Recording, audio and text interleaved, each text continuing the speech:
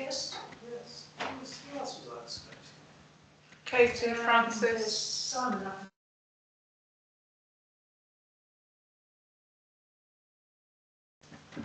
think we went before, actually. Okay, right. Right. Okay. I need to join the meeting. Hang on just a second. But if you want to start. Okay, so welcome to the presentation we're going to get on the old Houston site. What we normally do is a split presentation, maybe 15 minutes, and then that will leave 15 minutes for questions, and then we go into our meeting block. So I think the floor is yours. I understand it is all going out on Facebook, and if Duncan is really clever, what you're talking about will come up on the screen, only we can't see the screen, Duncan, so...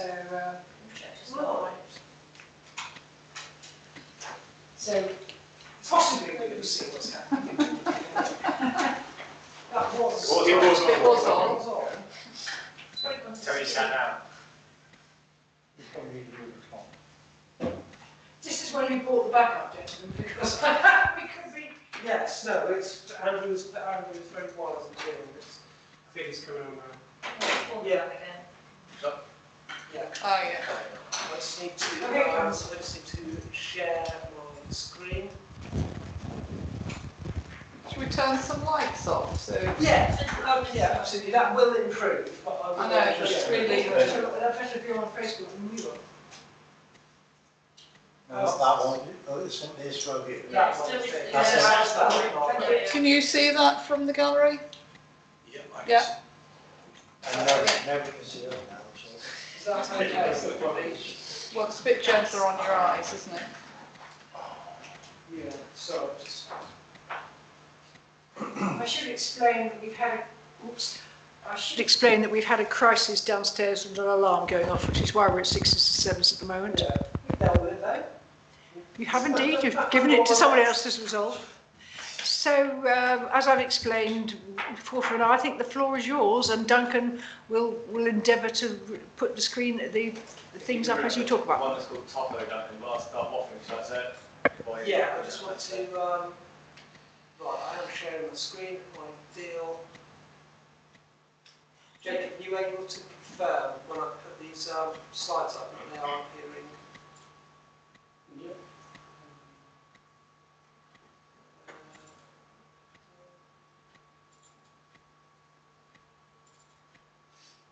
Top traffic. Yeah, please.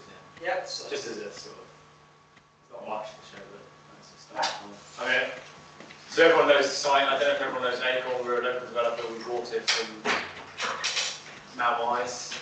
You've got your microphone on. Oh, sorry. Sorry. So my name is Andrew Strathy. I'm land director at Acorn Blue. I don't know if everyone knows who we are, but like I say, we've just walked down from Mount Wise. Last time we were here, I was presenting on the Fistral Bay Hotel, which we didn't manage to reduce in size and is being built as it got permission.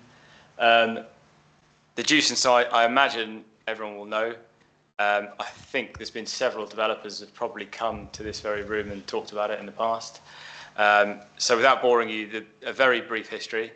Sorry, let me introduce my colleagues. This is Guy Wakefield, Richard Roach, guy's our planner. Richard also works for Acorn. So the site closed in 2006, which was owned by Jewsons. For a number of years, Churchill were the main sort of interested party. That came to nothing, obviously. There were a lot of interested parties, like I say, probably they've come here in the past and presented. 2017, the current owner, we do not own it, bought the site. He is not a developer. He owns Dairyland. His name's Roger, very nice guy. He also acquired a reservoir, which is part of the site, so then had the whole envelope. And his objective was to save the historic building by relocating it to Dairyland, and that's still his desire.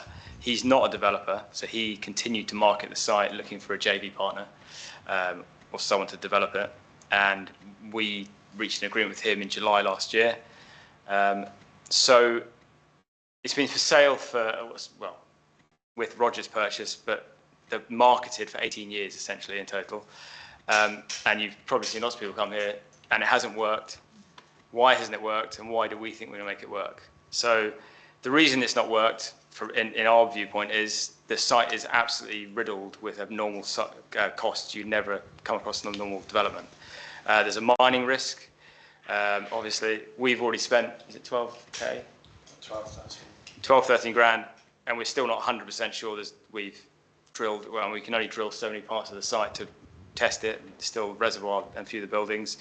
There's contamination in the buildings and within the soil generally around the entire site.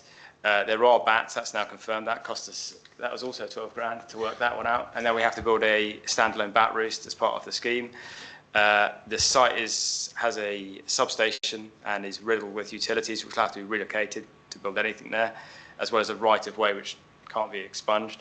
You have to demolish all the buildings, including a concrete reservoir, and then you've got the former oil-fired power station. So that's the reasons it hasn't worked for anyone. Why do we think we're going to make it work? Going to be completely blunt, is most people have looked at it, and including ourselves, put it over the years, putting an apartment block there, high density, try and generate as much revenue as possible to offset the abnormals, or high density housing.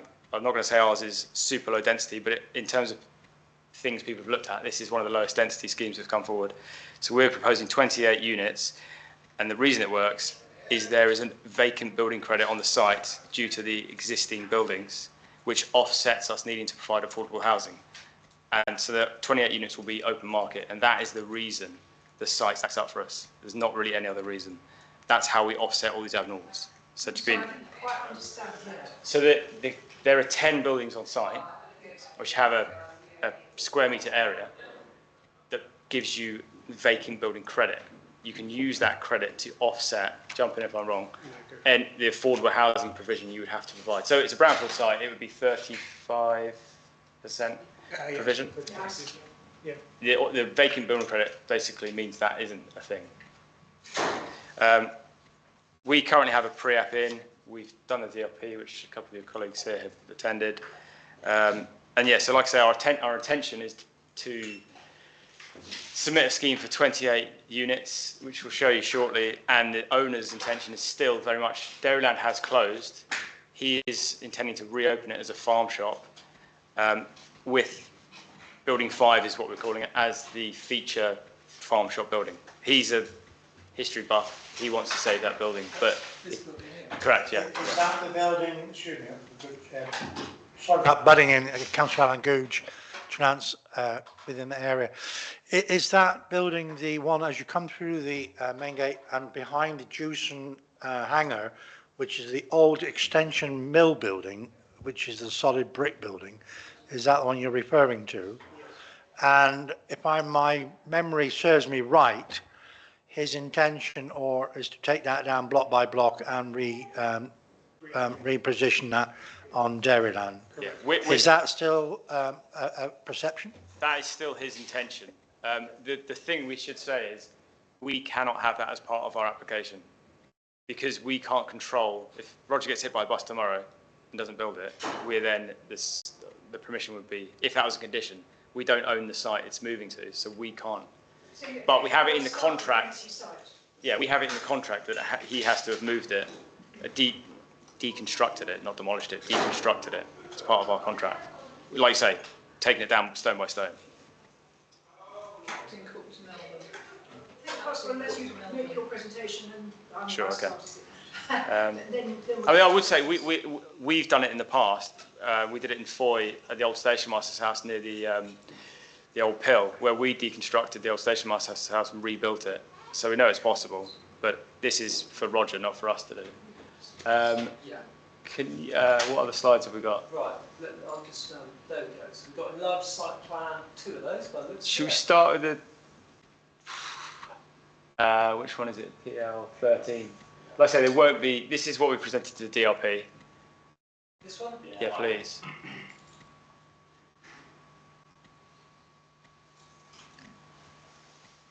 So like I say, it's 28 units. It's a mix of 2 beds, 3 beds and 4 beds. The 4 beds are at the south end of the site, which is the bottom of the screen.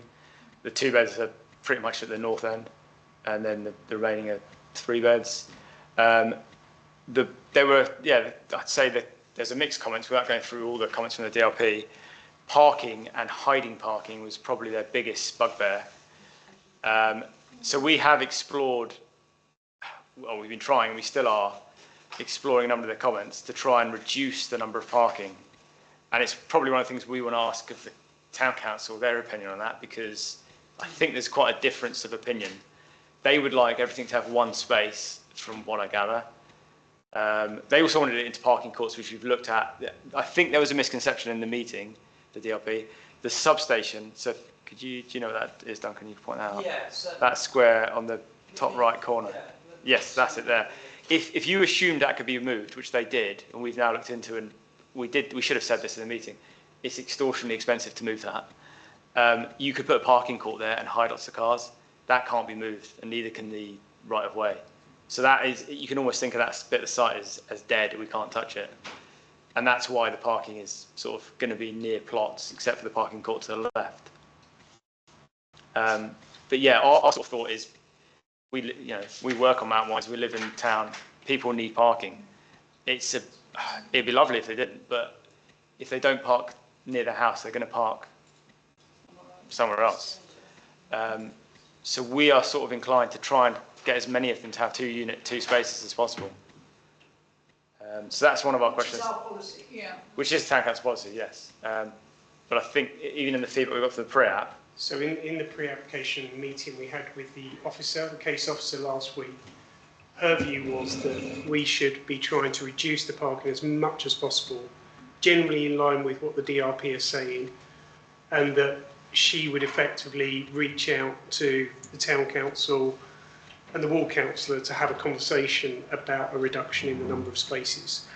From a viability point of view, given the position on abnormal costs, etc., it is imperative that we try and secure the best value of the site and the individual units in order to make it stack up. People are not going to buy the units if there isn't sufficient parking. That is just the reality. And so, yeah. The officer's name is? Ooh, this is going to be embarrassing. Yes, you can ask. I'll come back to you on that Yeah, point. no worries. Yeah, No I'll worries. come back to you on that It's point. not Stephen Kirby. No, it's a female. I'll come back to you on that point. Yeah, no, But all three of us were in the meeting with her. And, sorry. Yeah. She made an impression then. Yeah. Well, we focused on parking too much. Yeah. Sorry, that's really irritating. What else is to say? I mean, again, it's a very narrow site, so we have tried to test some of the ideas that the DRP came up with, which was one of their ideas, basically set into a dumbbells solution where you have a big parking court one end and the other end, and then it's the buildings in front, but the site just isn't wide enough for it. We think we're going to try and persuade them that 2 spaces is necessary, but we might be able to reduce the 2-bedroom units to just 1, and then have a couple of visitor spaces, which would allow us, and then the next version of this, like I say, it's not dramatic change. Rich, could you point to so where we've taken the parking away and moved it? It's 5 and 6, is it? Is it? Yeah. But, yeah, so that area there, the 2 spaces to the left as you turn into that parking court. Yeah, so plot 7, there's 2 spaces there, and there's a lot of. Yes, we're gonna remove those to the rear of that unit's garden, so that can all be green space. The visitor parking in the main street we're going to remove, so there's less parking generally, and that can then all be green. And then at the very top of the site, the 2 beds, if they become 1, we think we can move. If they have 1 space each, 2 of the spaces into the courtyard area, so that then essentially the whole side of the road becomes green and links all together, which was another part of their comment about BNG and linking green areas together. The officer's name is Fiona Catley. Fairly Callum. I think her pre-app response is back Due this next Friday. right. It's due on Friday. So we've had a meeting where we informally discussed the scheme. There was no commitment on any of the issues from Fiona, and she effectively said that she would write to us by the end of the week to express her views on the principal development and some of the design, albeit she did say that on the design issues she would effectively sit behind the DRP's comments largely. I think a lot of the DRP's comments are going to be affected by the parking. If the parking is significantly reduced, then the layout could, let's call it, fundamentally change. But if we stand by the parking numbers, based on the reasons we've given, and I think the same the town council would give as well, then we can't make those concessions. And so that's where there is this tug of war at the moment. Fiona is claiming that the recent SPD on parking for Cornwall Council will trump the neighbourhood plan, and that will be given more weight in the decision making. It depends what status of the document it is. We've had this discussion before. Yeah, she's claiming the SPD is now adopted and therefore forms part of the development plan, which it does. And she will claim, therefore, that that is a material consideration of greater weight in the planning balance than the neighbourhood plan as far as parking is concerned. I don't think that's the end of the road. Obviously, we would still argue that. It's very odd that saying you want parking spaces. It's odd kind of you saying you want, normally it's the other way around. I mean, we've all seen to Vincent Meadows where they simply don't have enough parking spaces. So, you know, it's, I would just as well they weren't experimenting in our town. Yeah. Yeah. And I think there is an element of reality here. If we go back to the 90s when the NPPF first came into effect, and there was the aspiration by government to significantly reduce the number of parking spaces, it didn't work. You had developments like the one I live on where there is lots of on-road parking, which is completely front and centre when you first drive into the site, because there isn't the bus services available, and most people don't have a job where they can just walk down the street for 5 minutes and there all of a sudden you are at your job. So I think that aspiration is a little bit weak, if I'm honest. But again, we'd be very interested to hear what the town council's views are on that particular issue, because as I said, it does fundamentally change what concessions and therefore revisions are made to the layout.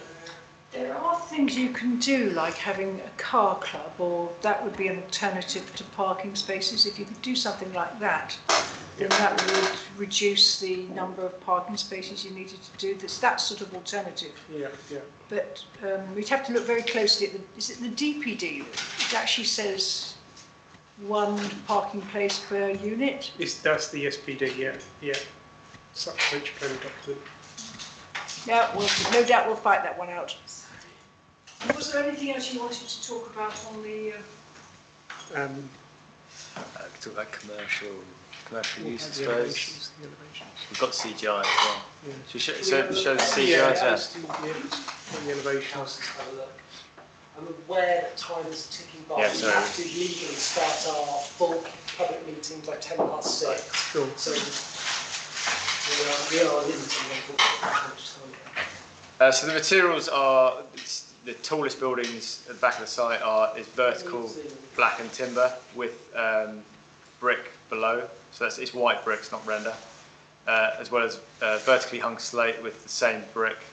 And then inevitably there is render, but it's not white render, it's going to be coloured render, and we're still sort of working that out.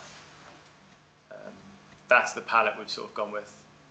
I think the street. Are you having solar panel? Because one of the Yes. reasons we had a problem was with the solar panels, and would they be facing oriented the right way?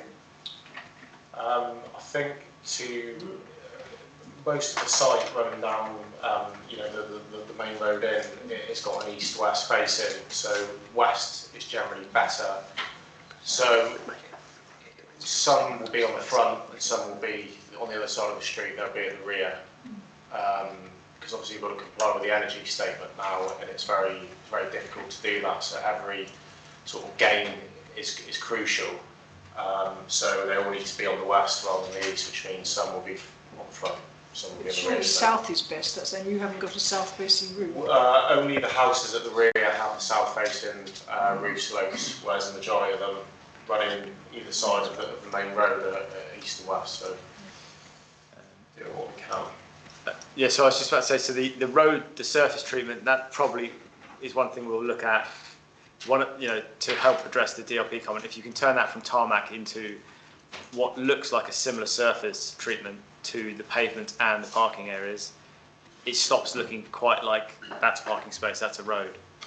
That was one of their comments. And then there will be an access we've added in from, sorry Duncan, can you go back to the plan, into, and sorry, can you open the other plan? Yeah, sure. Sorry. That's one of the.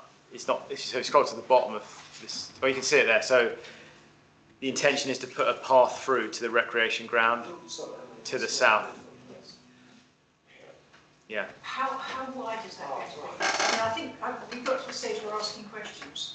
Yes, I think just go. Yeah, we've sort of run out of I steam. had a chat with the police inspector about this, and he's saying, you know, what did you think about opening it up to the playground, which makes sense. He says as long as it's not a narrow path, because that will cause the police won't like that. So if you can open it up, it looks like it's a path between two gardens, is it? It is. So it will be quite. It will feel quite overlooked by the houses, which is one of the things. Yeah, I think the police might. I mean, in principle, it's a great idea, but he's just a bit concerned if it's too much of an unlooked over corridor. I remember the DLP, one of their comments was make sure it looks like it's surveilled, so lots of windows on the side so people think they're being watched as they're walking up there. Yeah, because that's the principle. Can I just make a suggestion? Thank you, Chair. Where you've got the reservoir on the bottom side there, on the right, number 31 is Mayfield Crescent. There is already a pathway that comes through there across to the top of Mayfield. There is and has been an external pathway which is now overgrown on that lower side, as it says, the reservoir there. If you came out that side there, the path is still there, albeit overgrown. You could then drop along and come in past the scout hut and into the playing fields. Although if you are intending to have an access further up straight into the playing field, it only benefits the people living there and nobody else. You're thinking exactly what we thought as well, because it's a natural continuation. The trouble is, so there's two reasons. One is where the path is actually sits above a high voltage cable, which is an easement, so we have to have those buildings that width and can't squeeze them.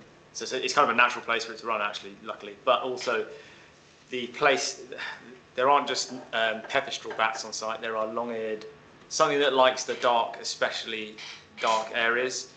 And apparently, according to the ecologist, they need to be on either side so that you can have a hedgerow running down, because they can't go between buildings. And that was the spot she wanted it in. Yeah, I don't know, you can't see it, but Rich, you can't point, can you? It's they're not parking spaces, that is a bat roost. No, so then and that's where the path would have come down that side. That's where their dark path their flight path would be down that side of that. Okay. Pretty much one of the only. So we looked at that, but it's kind of been constrained by those two things. So we've had all sorts of antisocial behaviour on those hedges that face onto the playing field, and you can see the line of where they pop up and whatever they do behind the hedges. So are those hedges going, or? I think we'll cut them back as much as possible and then turn it into a fence that will then be overlooked as opposed by to a those prison dwellings. block. Rather than big. Yeah, we don't gate any of our developments ever. It's about trying to make it feel like you're being watched. What are you doing with the reservoir? Is it got water in it? I mean, what's the nuclear reservoir? If anyone has an angle grinder to help me get in the door, I need to borrow it. But our assumption is, and we're pretty certain, you go in the door and there's like a meter drop. It's concrete box, so we'll knock the whole thing down, crush it, and then fill the reservoir essentially to create a base within itself. So it's not used. No. There might be some sludge in there, but it's empty. I mean, I remember it being used in the 1980s when it was used as an emergency water supply for Newquay. Water tasted absolutely disgusting. It was one time I think that Roger said there was bought some bottled problems with the water as well. and there was an awful lot of ill people from that. Can I ask something about drainage? Your surface water drainage is the road and the paving going to be permeable? Yes, it will, and there's good calculation results coming out the ground investigation. So basically, all surface water will be dealt with on site via, like I said, permeable paving into soakaways, which will just naturally permeate into the ground. We're also going to introduce some swales as well either side of the road, which we've planted on top, so you won't notice. So again, it's a completely sustainable drainage solution on the site. You couldn't actually adapt the reservoir into your... It's just a concrete box, though, so it's not. Yeah, really I know, but you put holes in it, fill it out with gravel, and then you've got your soakaway, haven't you? I think if you've got that down at one central in one sort of side of the site, you're then having to drain everything back a long way to get to it. Whereas we do have a drainage plan that will be submitted with the application, but there's soakways dotted sort of right down the road, and then in a private garden for each house, which you need for a freehold. So we've already carried out the phase 2 investigation where we took the bowser up there and tried running water in several different locations, and it was good. So that's why we're confident we can. That's what's the high point of the site, isn't it? Yeah, I don't think it's particularly deep. I think you just step off the ground level and it's maybe a metre, half a metre. It's not, but I haven't gone to it myself. Hope there are no nasty surprise. Anybody, Alan? Yeah, just, it's a question that you may be giving us because I'm not on the planning committee, I'm just a local councillor for the area. And in Newquay, we have Jubilee Street where the Cornwall Council have limited X amount of cars with a system of passes, albeit they gave more out than there was spaces. I'm not going to have that argument. But if something in that development could restrict buy permits, so people are aware of when they move in that they'll only have a permit or 2 maximum, whatever. But also, of course, the concept will change over years and proprietors and who buys and who leaves. Because if you hit a senior type of people, retirement, don't tend to have cars, but young families have 2 or 3 cars. So my question really is there a scope for a similar process like we have in Jubilee Street with car passes that would be made available or in notice before people, if your venture went ahead, which may result, or I was thinking about access and egress. We're now not far away from the bottom end across to the car parking space across by the fire station. If I was talking living. about a permit, I think it's Ennis Road, not Jubilee Street. Sorry, Ennis Road, not Jubilee. Ennis Road, you are right, Close. sorry. Yeah, but they're struggling with parking. Anybody else got any questions you want to ask? We have a member, I know Simon, you came, have you, because you're a neighbour, have you got any questions you wanted to clear? No, I'm glad you're involved. I was at school with Roger, and I had right in possession of the Juson's yard for the time that we built my property. I'd really like to talk to you. I'm amazed that you've got green trees planted there, because certainly a planning consideration, a planning condition for me was we weren't allowed to have any soft landscaping. We had to put a capping layer this deep. That's one of the no norms. Yes, but that's cool. I'm happy you're doing it. I'd really like to talk to you. I've got insight on the mine, a lot of insight on the mine, because we're built on top of it, and the shaft is inside my daughter's house. Sounds like an ideal opportunity at the end for you to absolutely. actually contact and exchange communication, because that would be excellent. Absolutely. The one thing I wanted to say is you are very welcome to come back and talk to us again. I think, yeah, we will, yeah. The DRP, you know, sort of made a lot of suggestions, didn't they? Yeah, our plan is really have the feedback from tonight, the pre-app, go away, change the plans properly, and then we'll come back to you guys afterwards. I mean, one thing we need to think about, and I don't think we have to think very hard because you haven't been able to market it, because of course it is a commercial site, and in our plan it is reserved for commercial or mixed use. And I think what we'll be saying is you've tried to market it for years and it just hasn't 18 worked. years.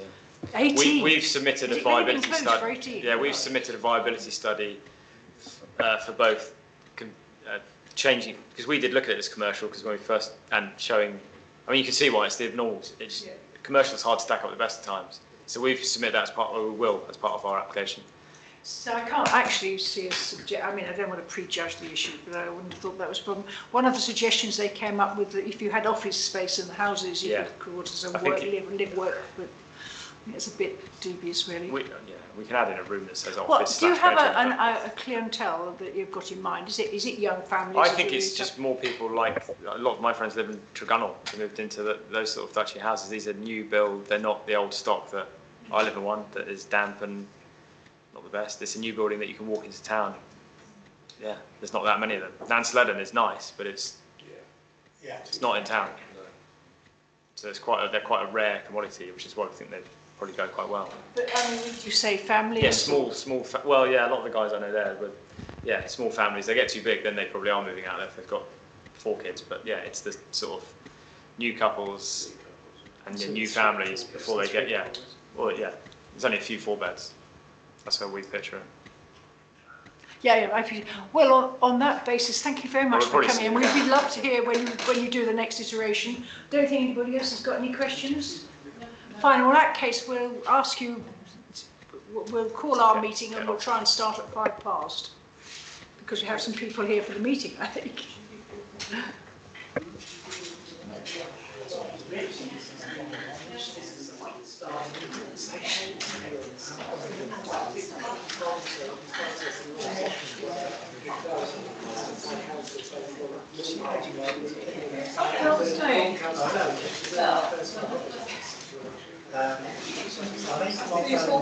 Tomorrow. Yes.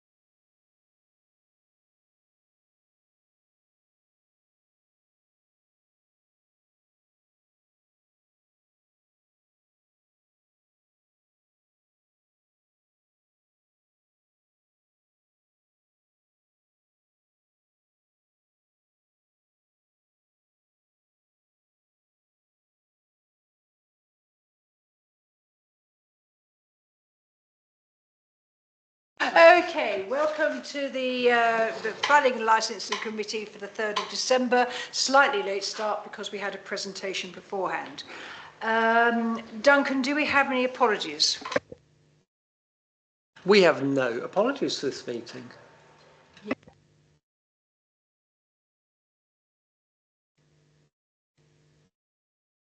Yeah, okay, I'll take note of that.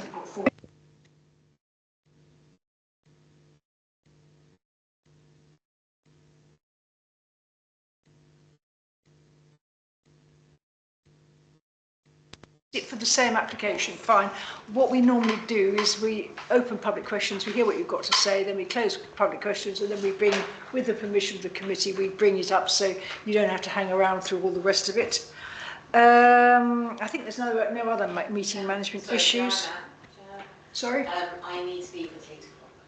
Oh, you mean actually on time? Well, yes. We'll do our best. And we'll well pour it tonight, so that's you're allowed to do that. So I'm going on to the minutes. We have, in fact, I'll probably need one of those, Duncan.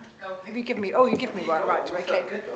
Right, we have 2 sets of minutes, and just to prove that I have actually read them, there is an error on one of them. Oh, you found one. Oh, I thought it would be... Right, which I only found out just before I got it, and it's the one where he says, give the information to Joanna about whatever I was talking about, and it's by the 29th of December. I think you meant the 29th of November.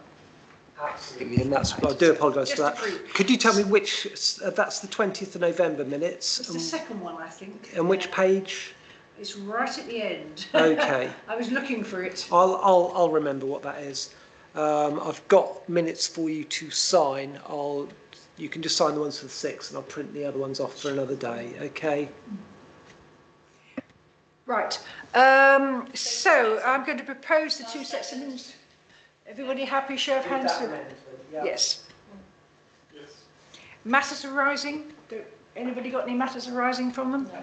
There were a couple of very lengthy meetings, and you have written very long descriptions of what we said, so thank you for that, Duncan. Right, okay, so public question time. I think you've been here before, have you? But you come forward to the speaker there, which is on, and please tell us what you want to say. Do I have to propose public questions? I should know by now. It's just that. Okay, I'm Karen Harding from Studio Hub Architects. We're the architects designing the extension to number 17 Penina Avenue. So I'm here to speak in favour of that application. So we met with Matthew Follis, the planning case officer, and we have amended the drawings for this application from the previous application in line with his comments. So we've removed the rear balcony, we've straightened the back extension so that it looks straight out onto my client's own garden, and the front dormer has been made slightly smaller with a lower apex than the original house. I've also emailed back and forth with Matthew Follis, the case officer, and he seems happy with the drawings. And this is my client, Lily. The house will be her permanent residence for her family. So something I didn't spot when we did it the first time, there was a chimney which you can't see in this picture. But when you look at the facade, there was a chimney sort of sticking up next to the dormer, and that's obviously gone. What was that? The chimney? There was something sticking up on the right-hand side which is no longer there. If you look at one of the side views.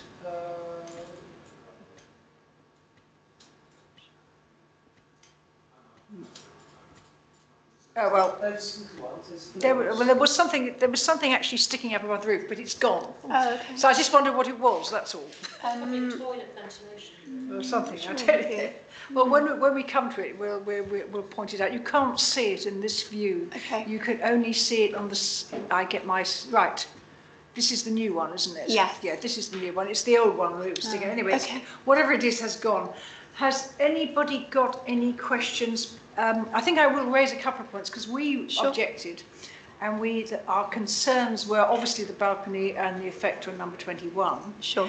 We also had a concern with the house on the other side because it's quite, it's sort of rather, he has a window which is immediate. Have you spoken to the gentleman who or whoever it is who lives next door to yours? Is it 19? Yeah, number 19. So originally I did knock and I left a note through their door. We don't actually live at the property at the moment because we're living elsewhere because we're trying to save up to be able to do something like this. We've currently got a tenant in the property.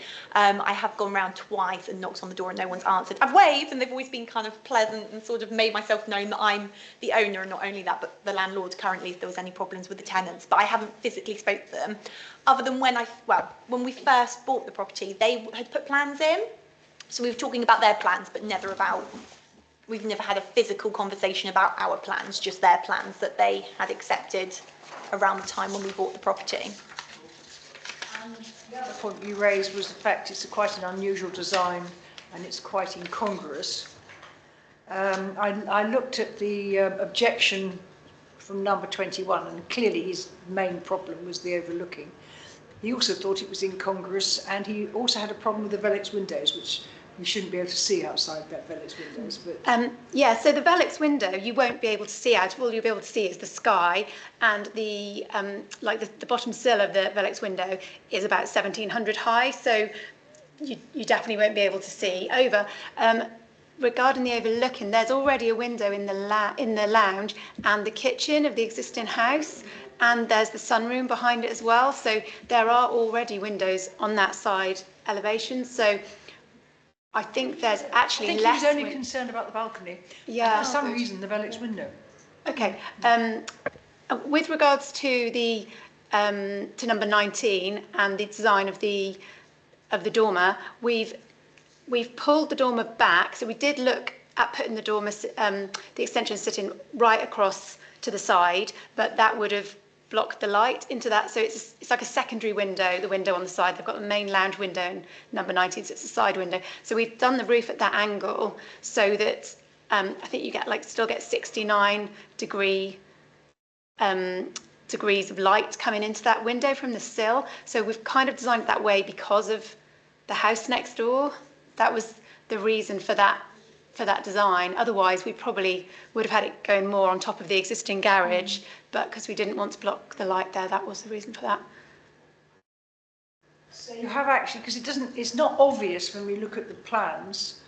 The reason I looked at plans because I'm actually presenting. It's not obvious that you have changed the dormer, but you're saying that you've actually changed the. Yeah, it's just it's slightly smaller now. We spoke to the planner and we've made it slightly. We've made the roof slightly lower, and we've changed the window slightly so it aligns more with the front door. So it's slightly lower, so there is a little bit more light again going to that secondary window of number 19. There weren't any comments on there from number 19. I did look before leaving this evening. So we have tried as much as we can to, kind of be respectful to both houses, both sides. Has anybody else got any questions? In which case, what I'm going to do is propose that we close public questions and that we move this item up the agenda. So talk about it now. Sarah seconded. Show of hands to change the agenda. Right, at this point of closing public questions, and unless we're desperate and sort of it comes from the air, you don't take any further comment about the debate. So for my sins, I'm actually presenting this one. Did you get the bunch of stuff right? Well, I'm starting because we looked at this only in September. So the first few slides were just to explain where it is. If you can look at the first one, so it's Penina Avenue. Hopefully everybody knows where that is. We objected when we said the concerns over the balcony that might cause an overlooking issue for Chichester Avenue, which obviously they agreed. The addition of the dormer is incongruous to the street scene, which is something we'll have to look at. And concern over the loss of light and outlook for number 19, as they've had a window looking to a wall. We've had an explanation of that. And then we had an objection from 21, who fundamentally didn't like the balcony. So if we have the second one, which is overhead view of the site.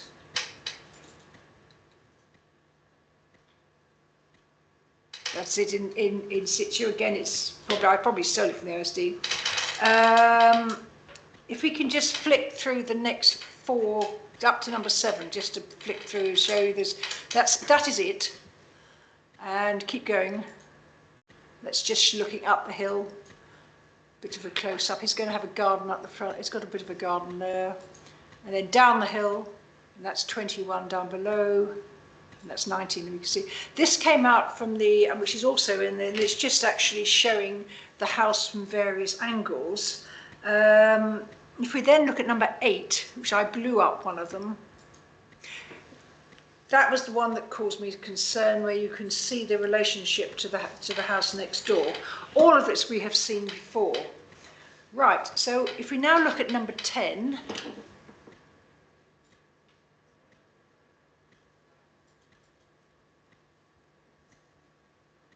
so that was the original, the withdrawn, because it had a funny shaped roof to allow for the balcony, more or less the same footprint.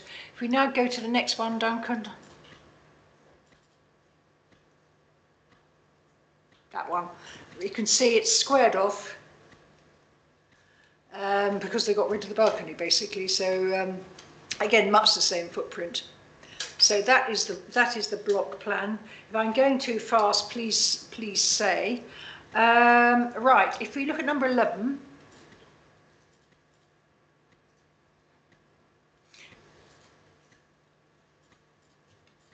to tell you the truth, I cannot. I mean, I suppose it is a little. The one on the left at the top is the artist's impression of what the original withdrawn plan was like. The one on the right, it's pretty similar. And when you look at the plans, which are down below, left is the withdrawn one, and that's the new one on the right. And I can't say it looks hugely different, but I'll take your word for it that it has actually decreased in size. Then number 11 is the 12. No, I'm sorry, but number 12 is the rear, which is where the big changes are. And I find this is actually really quite useful because you blow up the artist's impression. So what they had before on the left was the balcony, and what we've got on the right now is they've basically taken the balcony away, and I think brought the house slightly further forward, and you've got a window there that no longer has any outlook. It doesn't have any balcony with it, no Juliet balcony. If we go down to below, those are the elevations. I found that the artist's impression was probably made more information than that. If we then look at the next one, which is the southwest elevation,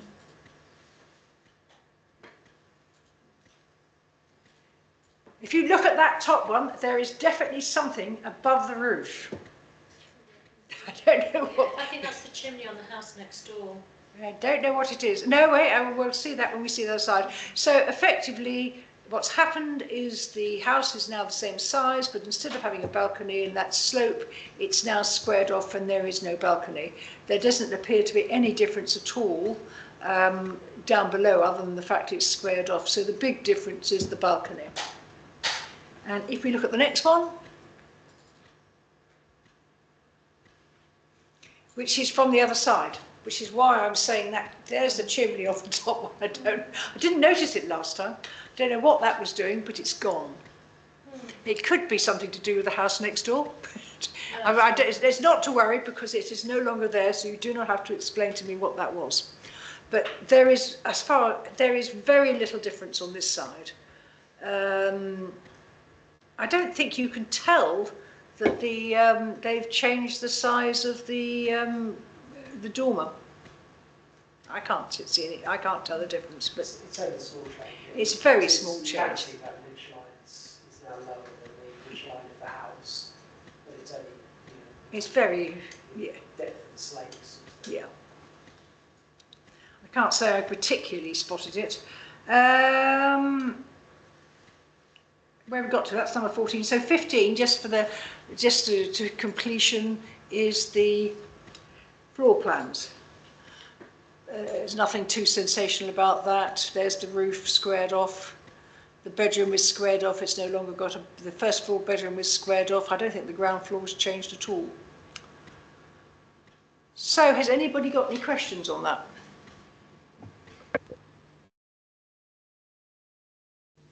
I can't remember what I said in September, but I think it's quite disappointing there's no balcony, just to kind of encourage a little bit more kind of air and light and space into things. I appreciate people don't want people looking at them while they're sunbathing in their back garden, but you know, it's not exactly the most rural of areas.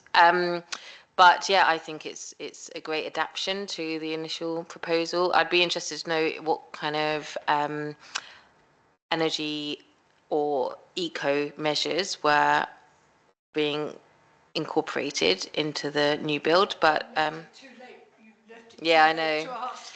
I know I'm a bit slow today, but yeah, apart from that, I think it's great. And we'd certainly encourage the use of solar panels. I don't know, again, it's the orientation of the street. It's not the south, but you can certainly look to encourage that. Anybody else got any questions? Would you like to propose something, Francis? I sort of like, you know, to me, having the natural timber cladding sets a precedent in that area. I mean, if you do a 360 around, it does at the moment, in my mind, look like a shed on your roof. Can we look at number, gosh, 11.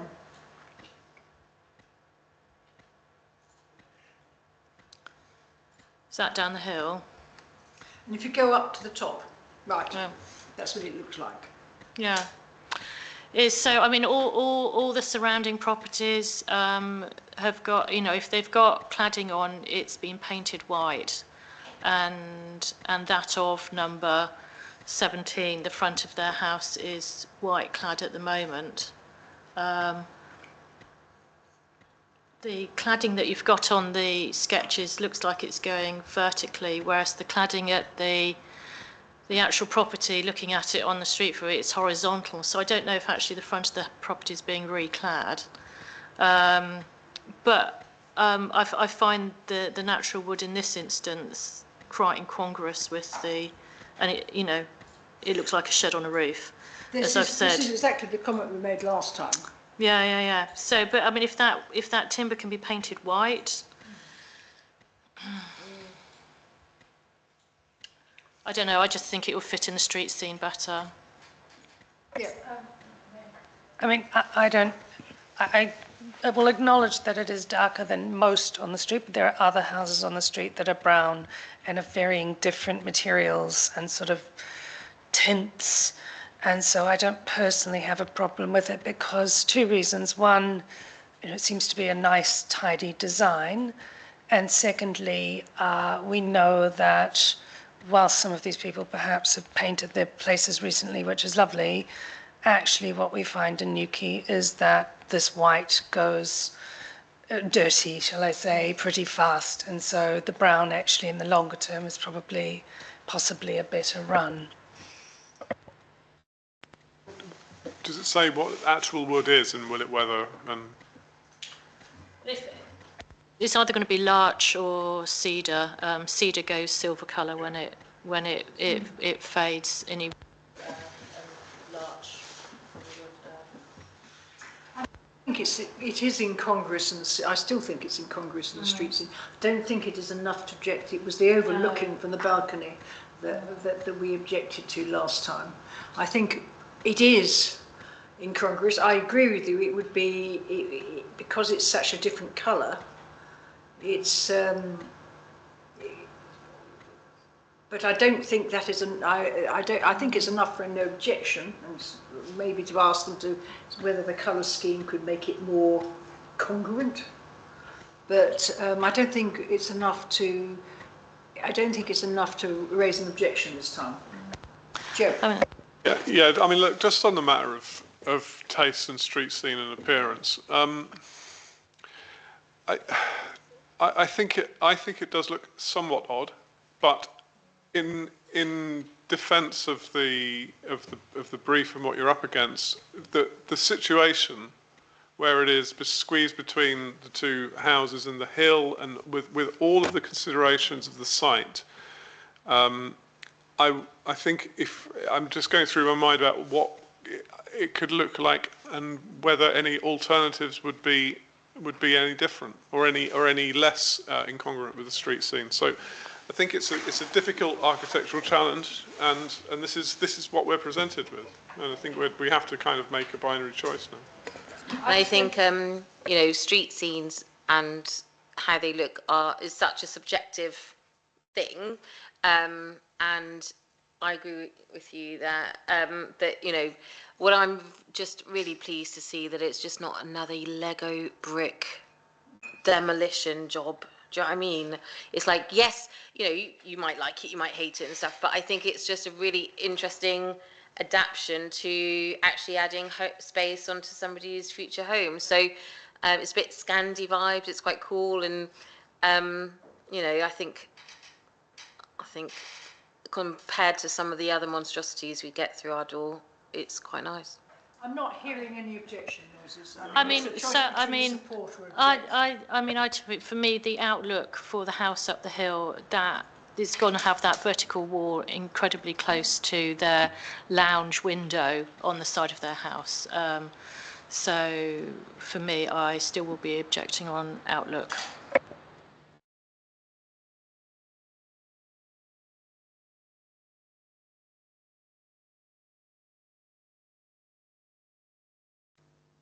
Really, no objection, subject to them perhaps making it a little less incongruous. Well, with some concern at the effect of the neighbouring house, and it will really depend on whether if that was a sitting room, for example, that would make a difference. So I would ask the officer to look at the effect on number 19, but I don't think we've got enough now to object to it. I think you've seconded, so if a show of hands for no objection. That's 4. Against, no objection. You're going to abstain. That's I just can't decide what to do. I think I will go with you on the no objection. Yeah, no objection. So that's. It's not unanimous, but it's 4 so no objection and 1 wheedling himself. Okay. So. That's it, really. Thank you very much for coming in. It's always very useful, and you heard what we had to say.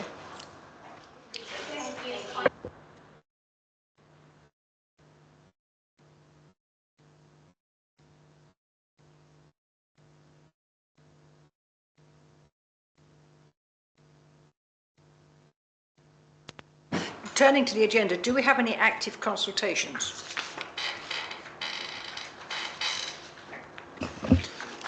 Active consultations, no, but we do have a response which I emailed round to you all regarding, well, it's Cormac's response to our submission regarding the 20-mile-an-hour speed limit consultation. I just gave you that really as an information item more than anything. I wasn't desperately happy with that because I thought that it was an absolute nonsensical comment about the cliffs, because they don't want to cover the Whipsnade Road. We said it would be a good opportunity to reduce the speed limit on that road that is at risk. And they came back with, oh, well, there's no road near the cliffs. And you're thinking, have you actually looked? Would you like to look at our video of the cliffs collapsing at Whipsnade? So, but if they won't consult with the cliff people, there's not much we can do about it.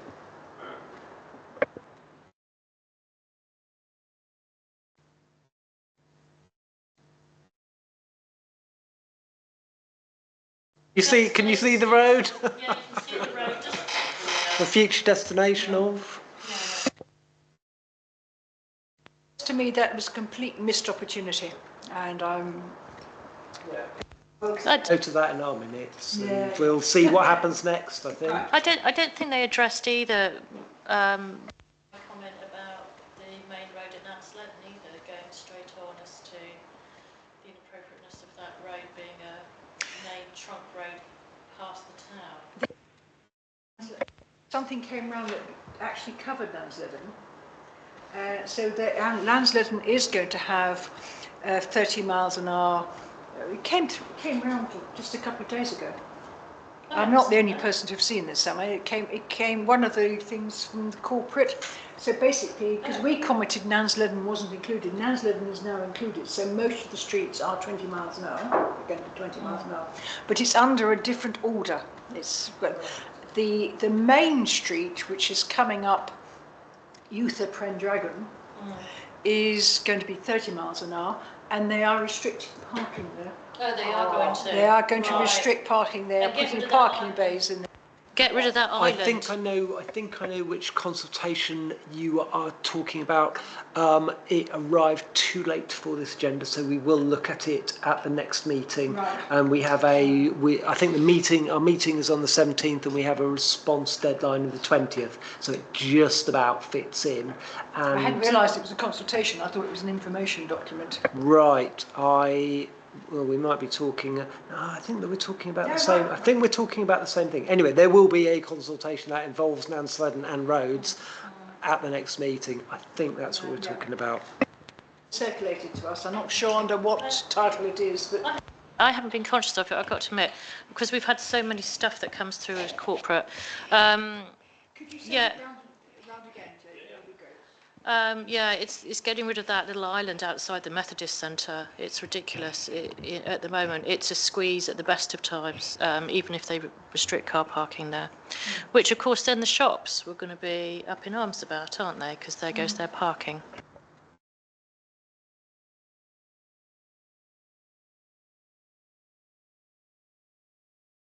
One is now going to be the main road coming up from the strategic route. That was my concern, because at the moment they can park there outside the shops with that island, and you struggle to get through with the car. Yeah, it's further down. The restricted parking is further down, I think. So there is definitely going to be an issue there then. Right. Well, we'll be looking at it at the next meeting. I've just prejudged it because I saw it coming round. Okay.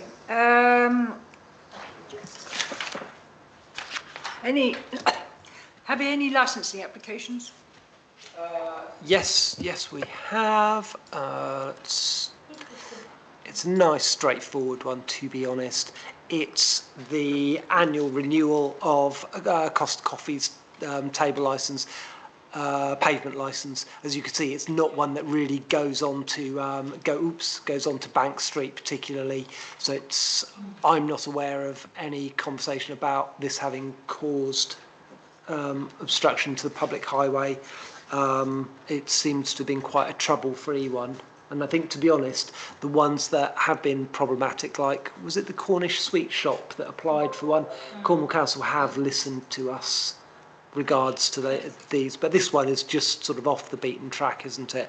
So it's a straightforward renewal of this one. Can I just say that they do actually go on Bank Street as well. Oh, they do? They do. They have 2 or 3 tables there, literally to the right of that. I know it's not on the plan, but perhaps we should say that they just need to stick to Beechfield Avenue. I don't want to make a representation because if you can do it privately. I can drop a quiet. Why do we object? I don't object to it being on Bank Street as well. I'm not objecting, I'm just saying if you look at it, it causes a bit of I don't know that there's it a does. rubbish bin, but it's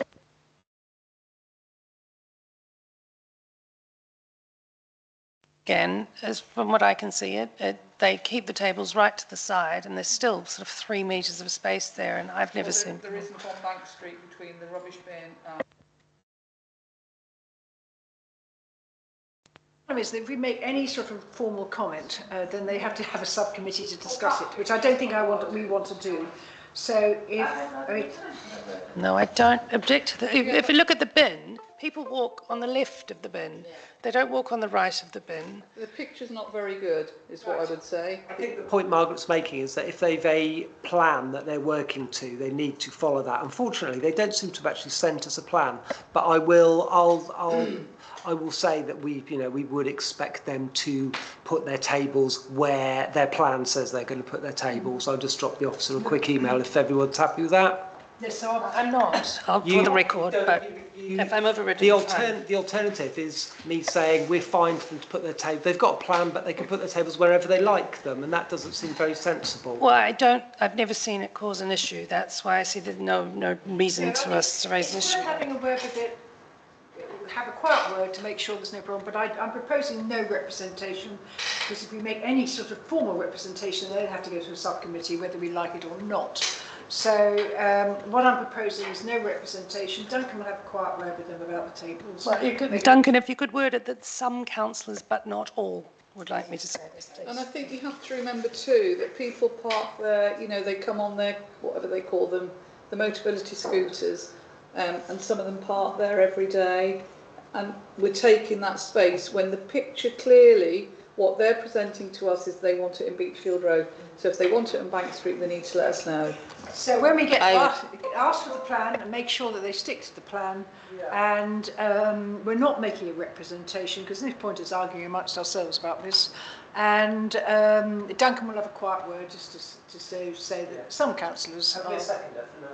I'm just looking for some. Thank you for Sorry, can I just say that I agree with Katie that I think it would be lovely if there were seats out there, but we can't let some cafes put seats out where they don't have permission, and other cafes too put seats out there where they, whatever you, so I mean, so you know.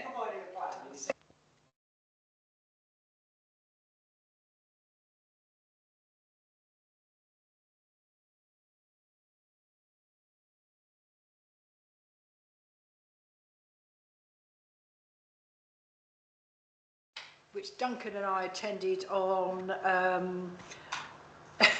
it was quite funny actually, because we were expecting John Fitter to actually lead on his objection. We were really there just to give him a bit of moral support, and he sort of misunderstood the procedure and didn't make his representation, so I'm going in cold. And my concern was really that it was a permanent licence, but there's nothing wrong with it. It's only one event, and it's been very well managed, and they've got good relationships with Trelaw, and they promised faithfully, and they're going to put a noise thing there. And at that point, Councillor Fitter then came in with his concerns, but I understand where he's worried about the cumulative side of it, but the end result was they decided to award the licence, and they have now given them a permanent licence, which always worries me. There will be a planning permission to follow that, because the planning permission that they had was also time limited as well, so we'll see that sometime but soon. Effectively, it is only one event. They have the permission to do two, but the second one is only a fallback. Yeah, 72 hours a year. Yeah. So it's I mean, it's quite a well-run little business. So anyway, that's what. Anybody got any questions on that? No. Right. The planning, what we're doing, update planning on, we've got discuss making decisions on previous planning applications. Have we any 5-day? We haven't had any, which is they must nice. agree with us, which seems a bit odd. Yeah, At least they're thinking about it. Yeah. And then we have the planning appeal on Proud Park. I mean, I think everybody's seen War and Peace that I've seen. Can I just... can we express our thanks for such a thorough document that you wrote there, Joanna, which was brilliant and took time, and really appreciate that. So.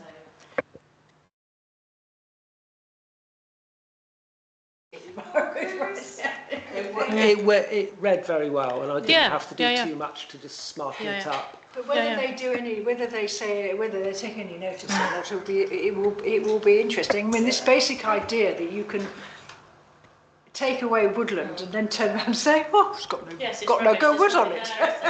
It's absolutely, it seems to be nonsensical, particularly on land of the, well, I won't comment anymore.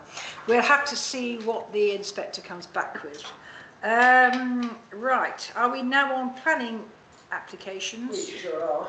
How exciting. And it's me again, because I am doing, is it the first, no, is it the first one or the second one? We've done the first one, so you did Scaryville. Right, Scaryville, bless it. I've sent you a whole load of pictures on this. Yep.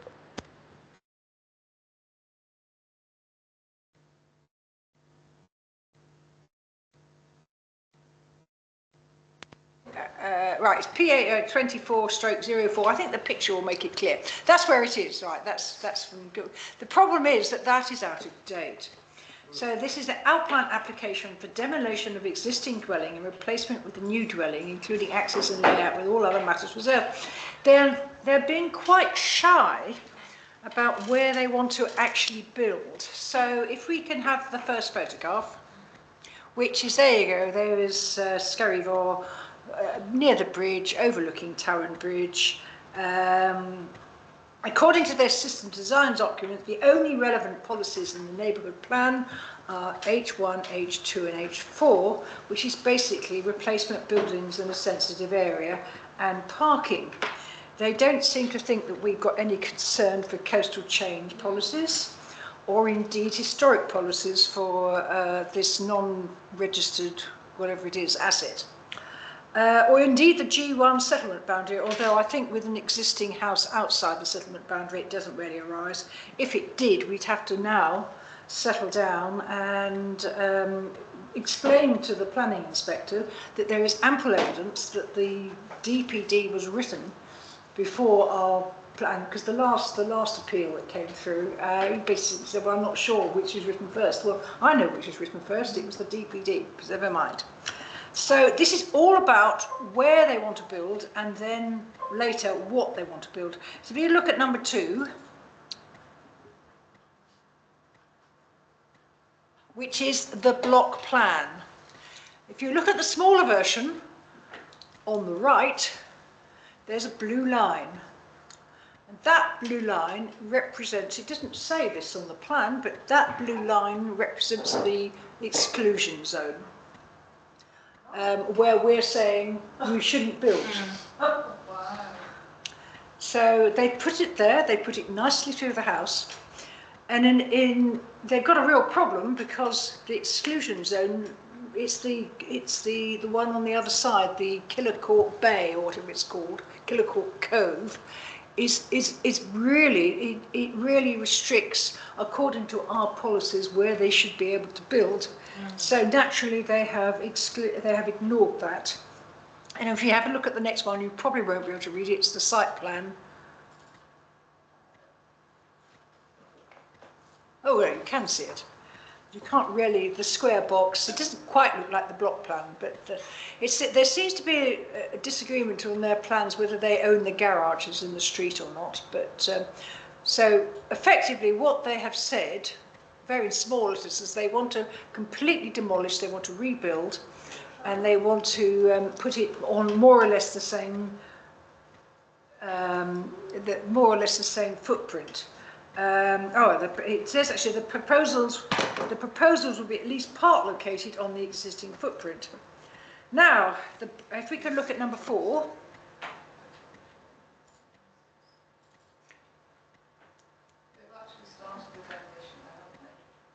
Talk about that in a minute. They've taken the roof off. Right, so this is the same as in our neighbourhood plan. It's the end zone thing, and the different stripes are the different epochs, so to speak, and then the brown is the 10-metre colour. So as you can see, if they want to build on the same spot, then they're breaching our proposals. Their policy isn't as tough as ours. Their policy says you might be able to build on the area, but you'd have to be very, very careful.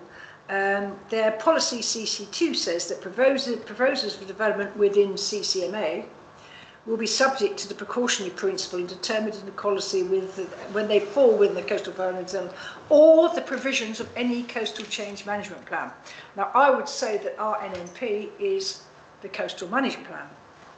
So we call that the exclusion zone, and our policy is proposals for redevelopment, enlargement or extension of existing buildings that fall within the exclusion zones will not be supported. So we cannot support their proposals to redevelop this. They could repair it, I think that they're allowed to do. Well, we'll see why they won't go to repair it in a minute, but effectively we are obliged by our neighbourhood plan, and quite right too, They should not be trying to redevelop on the edge of the cliff. So, excuse me if I may, in summary, this is a outline plan to ask whether that site, they could, what we think of them rebuilding on that site, and they're not actually presenting any designs yet. No, they are, and and okay. they're not really saying where it is, but if you look at the seal print... and we you would can want them find to where move they in. say. So they want in principle, because the other problem is, of course, it's a non-designated heritage asset, which I think is not so much of a problem. But if this is an ideal opportunity to move that house back from the edge of the cliff. It needs to be on the pale pink. Clearly, they don't want to do that. And when you look at it, that pale pink is quite restricted. Yeah. And the other problem is that the NCERN is changing. The NCERN figures where they've got, it's basically at the moment, it's a constant 6.8 metres, and then Cornwall Council advises to add 10 metres on it. That's the 100-year line. In Whipsnade, the 6.8 metres has been well exceeded. It's about 10 at the moment. So I would imagine that at Whipsnade, the new NCERN will be as far, it might even include the road. Whether they then change it here or not, we will have to wait to see. They've been promising this for 6 months, and it hasn't come out. But it could very well be, if they change that 6.8 metres and make it bigger, there won't be any land that they can build on. But that's... So they have done a coast. So if we now go to number, we were on number 4, weren't we? Yeah. Okay. Oh, yeah. So then we go to number 5. So I thought I would put this in its full glory, because that is the conclusion. So based on a hypothetical pessimistic rate of erosion founded on erodible uppermost residual soil material, sited close to the edge of the site, the proposed development would be compromised by instabilities and marine erosion within the design life of the building. But it's rather like, do you want to be a millionaire? We don't want to say that. So we have now come in and he said, well, there's a scenario too, which is based on a more realistic observable characteristics, namely the measured regression, the installation of foundations set upon bedrock, the subtle and sympathetic. He has actually said he ought to move it, but he doesn't want to move it that far. The subtle and sympathetic relocation to a more central plot provide assurance that the future erosion is unlikely to impact the main area of the site. How often have we seen this? Have we got exactly the same thing at Whipsnade? It's not regressed in 100 years or 1,000 years. Why do you think it's going to regress now? Because it's falling. So that is fundamentally what they're saying. Careful consideration to the surface water. I'm going to show you the drains for Scurry Rose in a minute.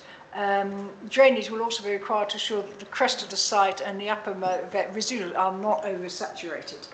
So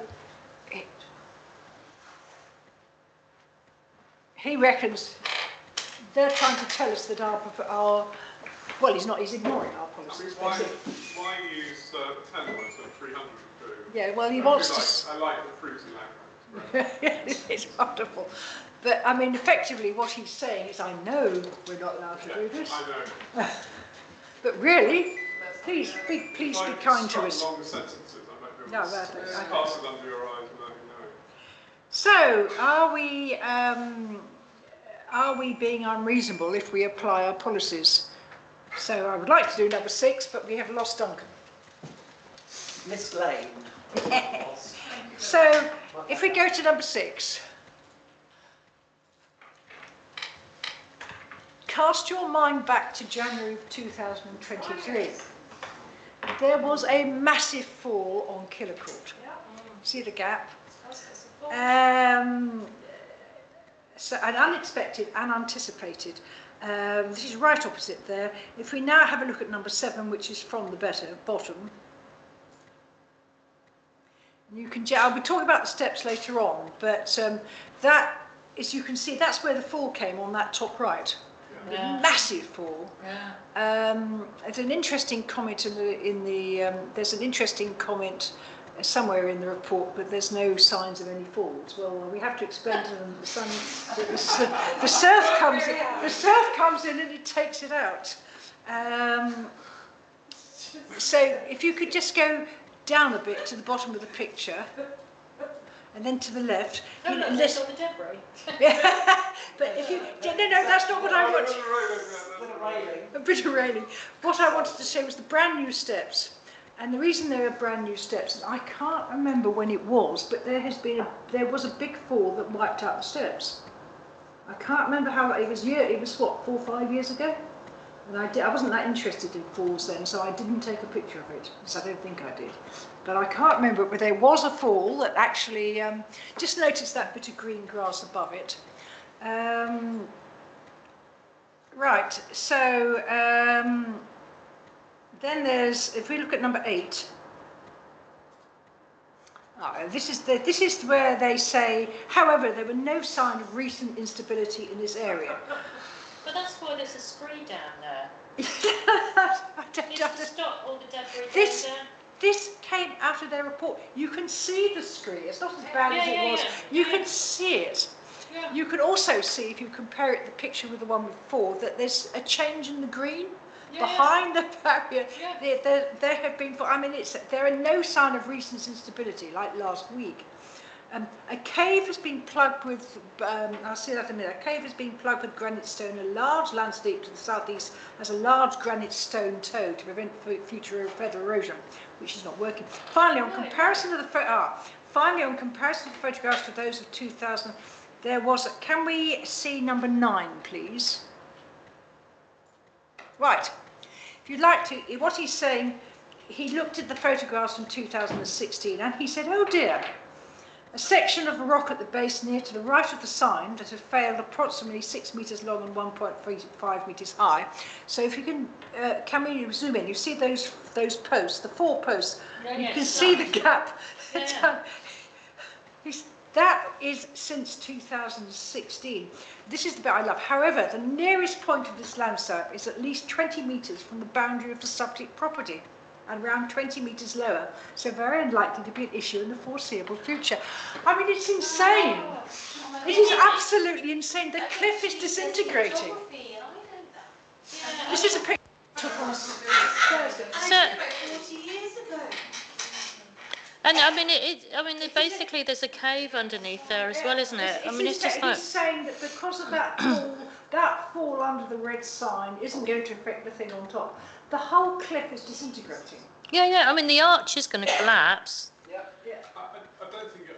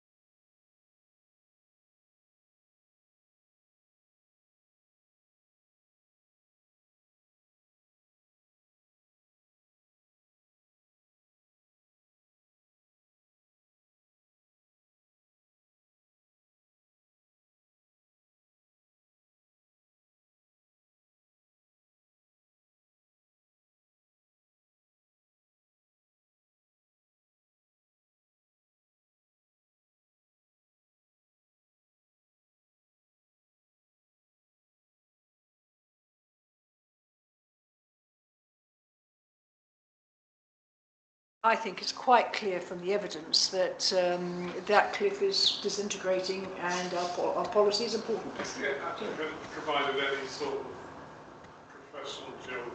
Yes, this is he's produced three papers where he goes through showing a picture of every cliff and Commissioned by a geologist? yeah, well I assume they're a geologist. By him? Yeah, want to be commissioned by him. They'll give the message that he wants to have, isn't he? Well, He's not going I've to. been giving you he is that they are professional geologists. They have more maps than you have ever seen of over hundreds of years to prove that the cliff hasn't regressed. Have they visited the site? Oh, they have. It's probably it's going to be a death. So that is where they want to build. They want to build a new house. So you've got to redevelop and build a new house, more or less, with some sympathetic centralling, if you're lucky, on the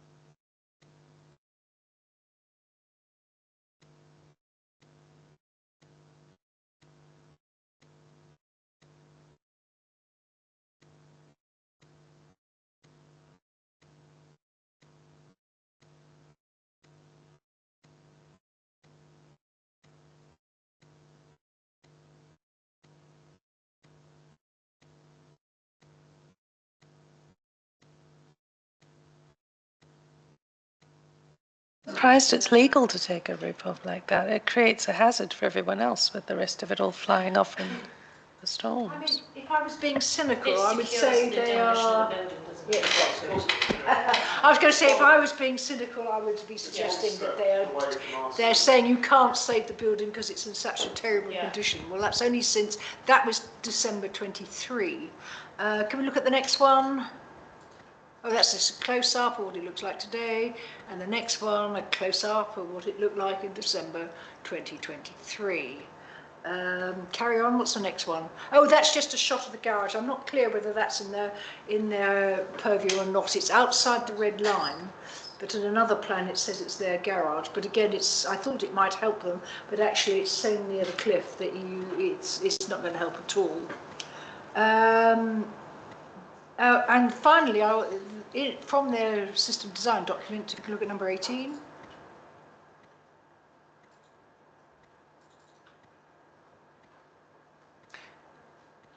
That's what they're saying it looks like inside. So as far as it being an unregistered asset that we'd like to preserve, I think it's probably too far gone. However, so it's one of these, well, I'm certainly going to propose objection because of the coastal change stuff. They need to move it, out of the, what we call the exclusion zone, and they better move quickly because that exclusion zone is likely to get bigger. This will be the first time that this policy is actually being tested. The inspector's always avoided it before, and in this case, I do not think the inspector can avoid it. He will have to say your policy is right or your policy is wrong. There may be some argument about it being the first neighbourhood plan, and shouldn't you have produced a plan that says what you're going to do with these buildings when they fall into the sea? But I have emailed Reese from the Cliffs. He hasn't come back on this one yet. I assume they're going to make some comment. But as far as the nuclear neighbourhood plan is concerned, this is not an acceptable proposal, and the Cornwall Climate Change DPD refers to plans that are representing the CCMA. There is only one CCMA in Cornwall, and it's this one. So I think we are covered that it's not going to override what we say, but no doubt there's going to be a lot. I think this one is going to run and run. Can we move on from the photo? I think there's some misogynistic graffiti. We don't need to broadcast. Oh yes, I see what you mean. The garage is. Yeah, we're good with the garage. Yeah, good with the garage. Let's swiftly move along to number 20. I don't know where number 19 went. Sorry, what? I said swiftly moving on to number 20. There's not number 19. No, 20 is just the design access statement. If you care to read it, it doesn't say anything. Could I just add to everything that Councillor Kenny has suggested? Our MMP D17 also says that developments should positively enhance the local character, and just making a note that ripping off the roof is certainly not making an effort in that direction. Was it? And it's a safety risk that they're going to build a beautiful house that is, but actually to do what they've done is a safety risk to others in the town. It's appalling. I've heard several complaints about it, and I didn't really until I looked at it. I thought, God, But if they have got pigeons in it, then you can't do anything with nesting birds, and pigeons nest all year round, so they could have shot themselves in the foot there. Well, they've probably got bats in there as well. Yeah. Anyway, so my proposal is that we object on the basis, but in terms of the status as an unregistered heritage asset, we accept that. No, I'm not going to talk about accept that, because I don't think that tearing a roof off is in any way should persuade us to that. That is not our problem. Right. Yeah. They decided to do That's that. what they decided to do. And if they want to vandalise their own property, Yeah. then we shouldn't be swayed at all. Yeah.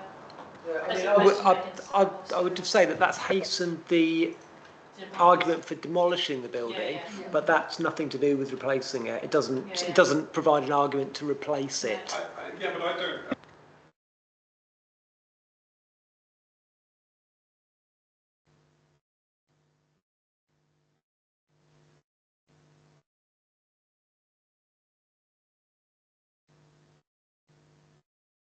You've all said that I can. No. Sorry, I'm saying I've got enough that I can write something quite strong about the fact that we're not very happy with what they've done with the roof. Yeah, and I'll try and communicate that. Okay. If they had come back with a proposal that was away from the cliff edge, and they were then going to say we want to demolish the house and we want to build a new one.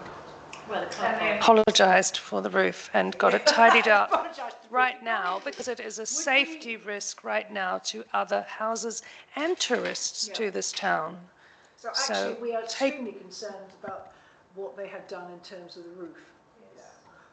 Because they must have done it in the summer, and it's going to be dreadful over the winter. I don't know what's going to happen. The whole thing is just...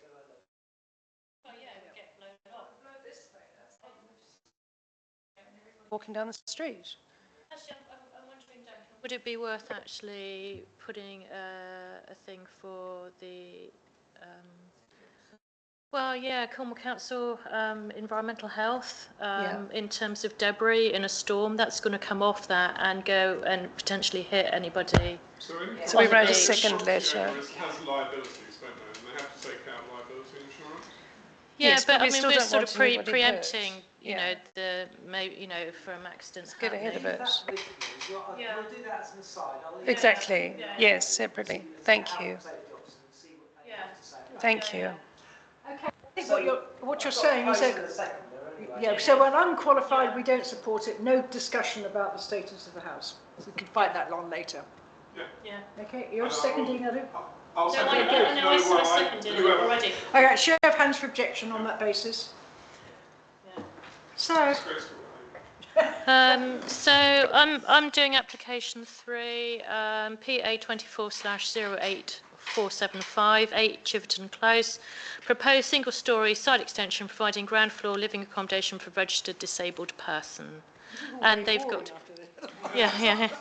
And they've got a disabled facilities grant to do this. So if we can just have a quick look at Google Maps just to show where we are on Chiverton Close.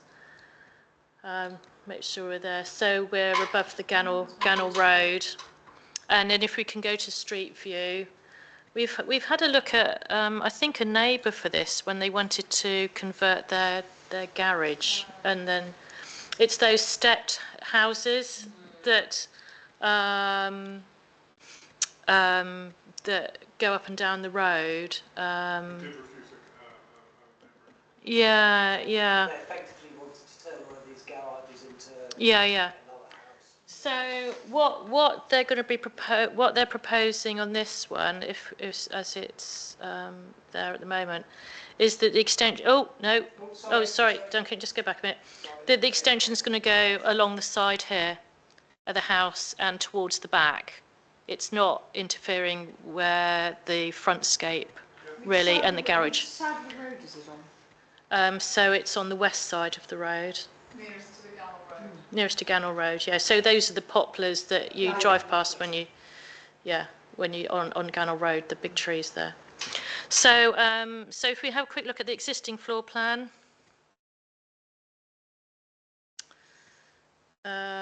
So you can see that it's got a big garden. This is the parking at the front and the road here. So you can just see it's got lounge, bedroom. It's a basic house, you know, really at the moment. And then if we look at the proposed, it will show the side extension here. So the access, the door is still there, which at the moment is an access door out into the back garden, side door.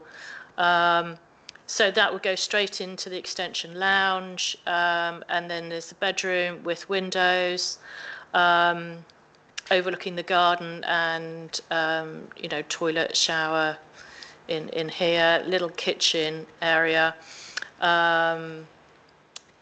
windows. Like French windows on this side to the front of the house, and then it has doors from what they call as a lobby area onto decking that they're going to be putting in and into the garden, and steps up. So it's higher, the garden slopes west, so that's why they've got a window here, and it's on a slope. It's a shame that, I mean, I don't know what the disability is that they haven't got access to the garden easily without the steps, but I don't know what the disability is. Then if we think, yeah, if we can look at the, yeah, the existing and new elevations. Now they've got the north and south elevations the wrong way round. Oh yeah, so this is the street view, which is effectively, yeah, I think they've got them all the wrong way round. So if we just go with street views, this is the street view. You can see the extension there with their French windows coming in. So you know their car park is here. And then at the back, this is the windows. You can see that it's higher up, that the garden, and they're putting this decking area here and steps down. There's no windows overlooking then for the neighbour next door. It is quite close to next door's boundary. That was sort of like my only concern, really. I mean, it's sort of like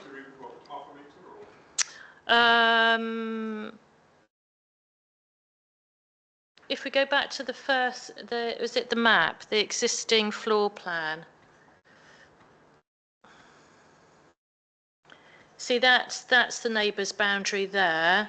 And then if we look at the proposed floor plan, Duncan, it is that really small space there. So this is like, it's open space, so that is the neighbour's house. But in terms of maintenance and things, the side of their premises, they're not, you're going to not get, you're not even going to get a small child to do that. So you're saying that's literally inches from the boundary? Yeah.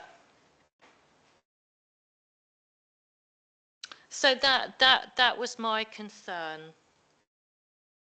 And there is no Southwest Water, surface water strategy either that's been included on that.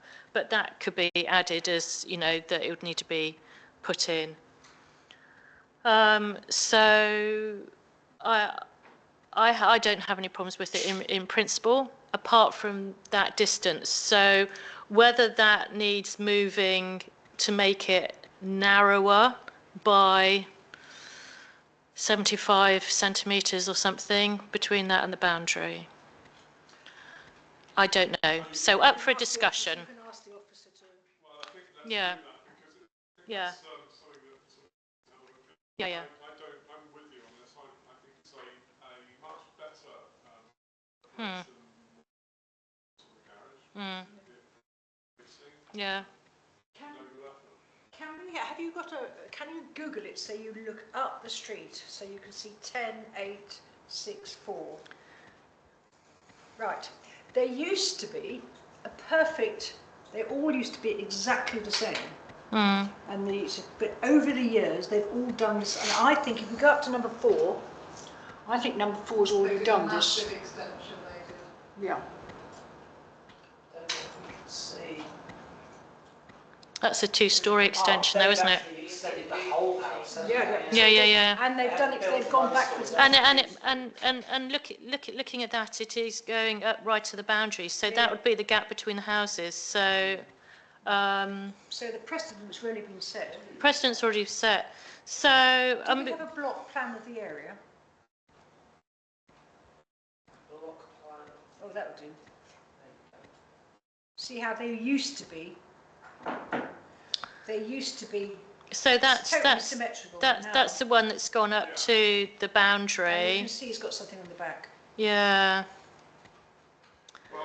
And down there it's got something on the So what I'm quite happy to propose is no objection with planning officer just checking that on the distance to the boundary, and it needs a Southwest Water surface water plan to go on that. Oops, sorry. Annex condition? Sorry. And an annex condition as well, yeah. I mean, at the moment it's French windows, it's not conducive, but that door could easily be quite quickly replaced. And oh look, it's an annex, so an annex condition as well, please, yes. Is anybody going to second no objection on that basis? Francis, show of hands for no objection. I think that's everybody. Thank you, Sarah. Oh, I've got the next one too. This will take hours. Right, okay. Application for PA 24/08563, 17 Dale Road. Install a dropped curb to the front of the property and installation of a permeable driveway where the existing front garden is.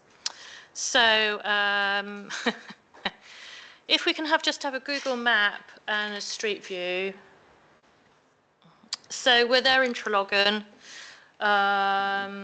and if we can just have a look at the street view. And twiddle it the other way, keep going, do it the wrong way. Where are you going? I don't know, I had it, well, you've moved it, haven't you? It's like, where was the link? Where was the link? No.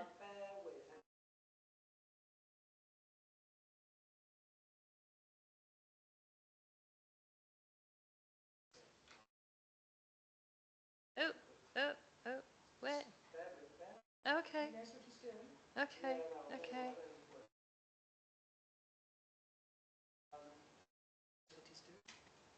Look, we've got a whole 2 things to look at. So, yeah, if you could just click the image straight through. Thank you. Right, there we go. Right, now, so the one that's putting the application in is this one here with the corder lines and the hedges and everything. Yes, this one.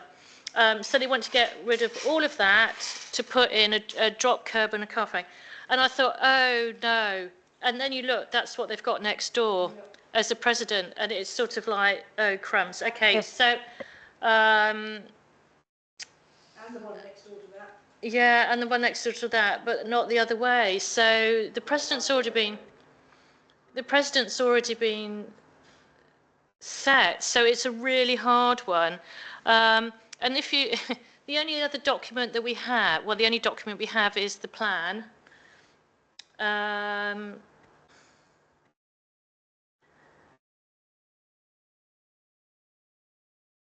And that's it. That's the only thing we've got to go on. Have they So, got a back garden? Yeah, they got a back garden So here. they've got the amenity space. Gardens, you can gravel it, it says there. Yeah, so they're gonna gravel it and drop the curve. Can we just go back to the front image? I think it misses the telegraph, the street light. I don't think that's there. So no. So there we go. Yes, because the lamppost is next door. No. So the precedent's been set. It's a shame Yeah. we would agree, but okay. Can we say though not the gravel, because the gravel will be taken out onto the road, that they need to have a permeable surface, not gravel. There is gravel there though, because it's Where? in various other streets around there. They've got, maybe not here, but otherwhere in the estate. But I think we just need to say, I mean, gravel does get dragged out onto the road. I mean, I have a huge problem with my neighbour at the moment with gravel being dragged So out. what would you suggest for a permeable surface? Well, they've got block paving there, or anything, you know, grid, anything, you know, with green on it. Councillor Larson. If it does get approved, I absolutely support the honeycombing with green, which we've recommended on many applications. I understand that there are other, we can see right there, next door has been paved, but the NMP came in after that and represents the views of people across the town who have made a comment. I was just trying to find it, but I have raised it on a number of applications, that they don't want to see more tarmacking of the town. They felt that a lot of greenery was being lost. And I would even argue that, you know, for the people on this street, if this were to get approved, they will regret losing the little greenery they have left. You know, we go up and down that street every now and then each year, and there is parking available. So I understand that people want to park next to their house. I strongly support any effort for residents to get permits for parks outside their house, but Cornwall Council has not allowed that. Nothing that Newquay Town Council can do, but we would support any residents who want to raise that, if they want to be able to make sure they can park outside the house. There's no restricted parking there, is there? No, but they can't get a permit to say that that is their spot. If they have children with a pram or something, Even in private across parking, you can't across all of Cornwall, but in other parts of the UK it has been done, and there's no jolly reason why it shouldn't be done in Cornwall. But as for this application, I personally will be objecting, because I think it's not to the detriment of people throughout that area. And that's what they said to the Newquay Neighbourhood Plan. They don't want to see this precedent continuing, because it loses the little greenery there is left for the town. I'd just like to say that I agree with Katie on that one. I think whilst there is precedent, I don't think that means that you can just like do it, especially after the neighbourhood plan. So I think that area is very beautiful, and when it was first built, lovely landscaped area. And if we're not careful, it's just going to be a lot of concrete rooms next to a road, and I think that would be a real shame. So if you look around, you know, there is some lovely gardens there, and I think that helps with the whole kind of feeling of that whole place. So I'm not going to support any change. So has anybody made a proposal yet? Propose objection. You're going to propose objection? And also the Cornwall Climate Action Plan also speaks to this point of retaining biodiversity as well. Are you going to second the objection? Okay. Show of hands for objection.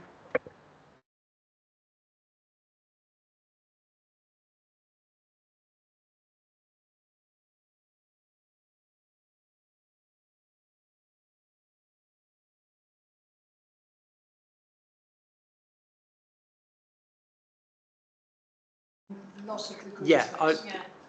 what is the neighbourhood plan policy that you're quoting? Yeah, but specific, I'll cut and paste the actual. A point for you. I'll just try and find it here. We've had it come up in a few other meetings. I think with this, because it has got street parking already there, you know, it is quite an easy area to park in. Yeah, I don't think it's necessarily needed, so.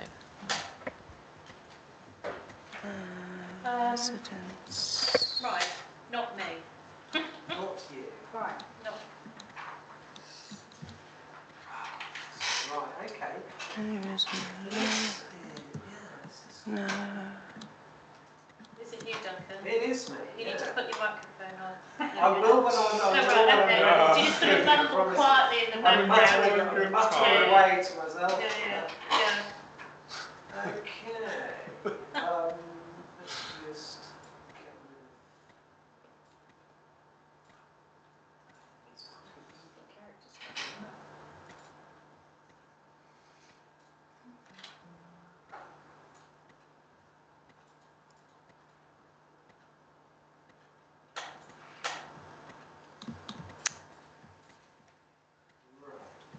Okay, so my notes here begin with the words, this one is odd. The case officer for this one is Jenna Jasper, who some of you might know as one of the planning enforcement officers. This is an application for a certificate of lawful existing use and development, and I believe, as is often the case, this application for such a certificate is intended to stave off an enforcement action. Yeah, and basically they are saying that they have a summer house in their back garden, and they didn't get planning permission for it, and they are now applying for a certificate of lawful existing use and development to regularise the development.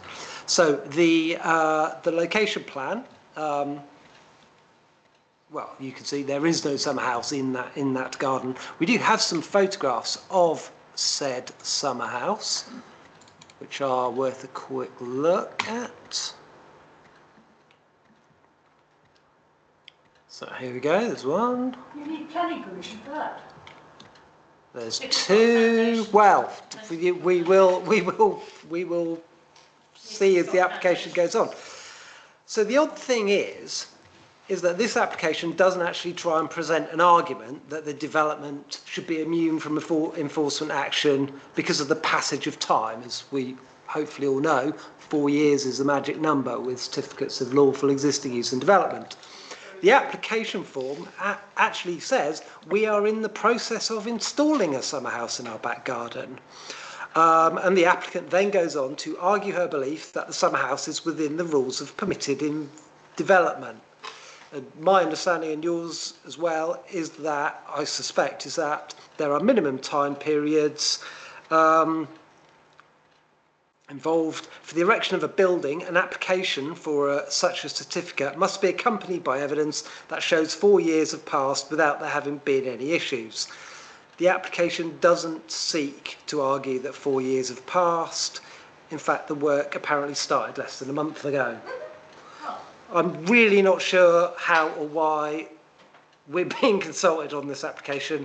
I would advise an objection stating that we don't believe the development is even eligible for a certificate of lawful existing use and development because the timescales haven't been met. There you go. There's also a complaint, isn't there, from the neighbour? So I'll propose that. Oh, there is one now, is there? Right. Yeah, there's a complaint from the neighbour in terms of... Right. I'm just looking at... Okay, I must apologise. I put together a comments document And because of all the, some of you That's will be fine. aware and some of you won't, that all the alarms Yeah. went off Yeah, yeah. downstairs, and I'm afraid it's all still, trying to sort that out, it's all still sitting on the photocopier. No, well, never mind. If we do have a There's- 2-minute break or something, I'll go and get it and bring it up for you. There's, but- well, I mean, if people look, because it's quite, there's various concerns on here with the sheds that seem to have appeared on the front and the rear, that they can't park on their parking, that they're parking on the road now with their gardening business. Yeah. Effectively, it doesn't meet the conditions for what they're asking. It does. In No, that case, I propose object on that basis. no. The seconder for that. Yes, I'll second that. Yeah. Show of hands. I mean, it's just a technical point, really. And I can, Yeah, yeah. see, I can see Katie trying to find her way in the neighbour. It's actually the character study. Because they've The applied key design principles in Treloggan. General no wheel boats followed, improving the landscape and gardens and verges and construction. So basically there are no goals. All they're objecting on is technical aspects Yes, of the we can't, application. we can't do what they're asking us to do. So That's it, there is the, Yeah, So and right- it's quite a comprehensive complaint in there with shading and all sorts of things. So Honestly, Uh, I don't think anybody should get dragged into these comments because it's failing at technicality. Yeah. Yes. So show of hands for objecting on the technicality. Yes, that we can't. yeah, do yeah, what we've they're done asking us that. to do. Yeah, yeah. I think they're doing their best, and just they've got caught in a technicality, and Yes. Yeah, abstaining is great, yeah. I am surprised they need planning permission for something of that size, but if people are objecting. Yeah, yeah. If it's got foundation, they do. Right. Yeah. Okie dokie. So we are now on application. Do we want a break? Would you like a break just for 5 minutes? Duncan, so you can go and get your stuff off the photocopy. go and get my, If you could come back at 25 to. We do, right, well.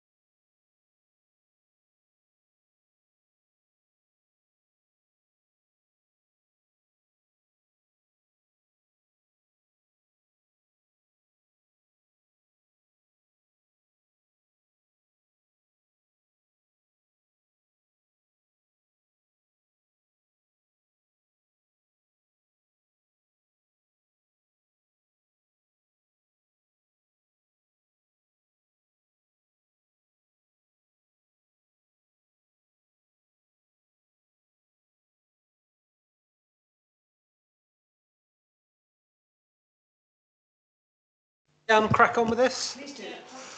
You will recall that after a lengthy application process, the development of the land at Padown Meadows was approved. It was approved for 50 homes. It was in February this year, actually, earlier this year that it all finally went through. It now seems likely that the number of homes built on this site may be less than 50. The covering letter that accompanies this application states Treveth, Cornwall Council's property arm, building arm, if you like, have undertaken an extensive review of the proposed development in recent months due to movement in the market and are facing some challenges with regard to viability. I presume that's financial viability. In order to ensure the scheme is still deliverable and can therefore come forward and deliver both affordable housing and homes for local people, Treveth are exploring changes to the house types that will likely result in a reduction in unit numbers, so less than 50 dwellings on this site.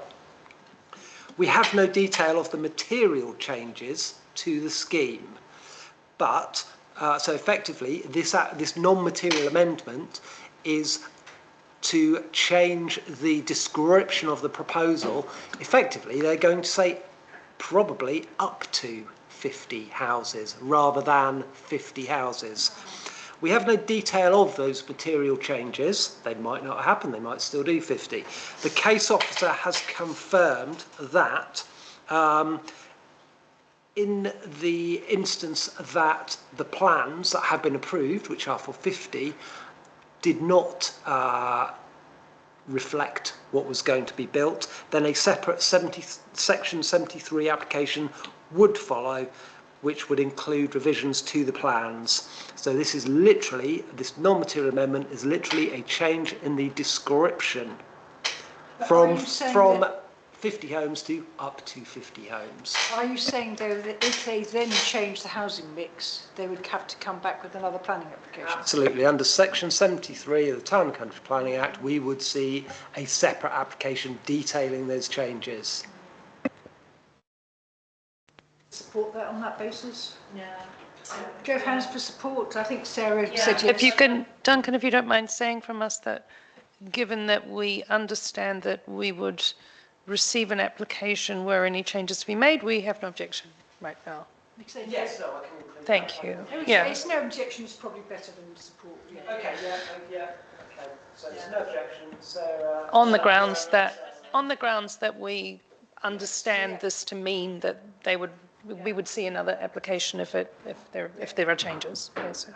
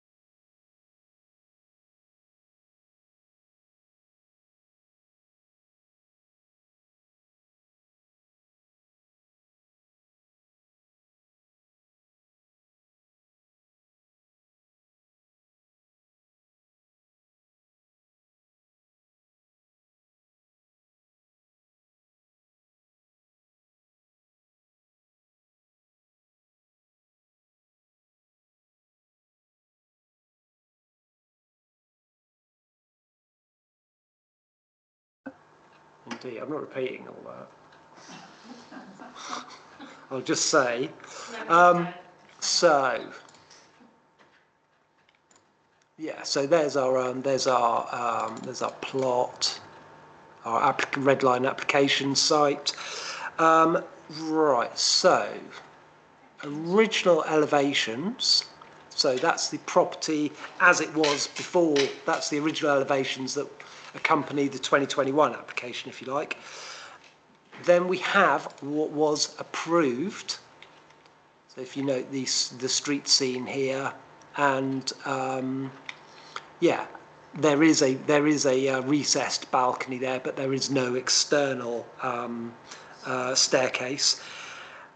These are the elevations that we saw in. Which is nothing like what they've actually done. No.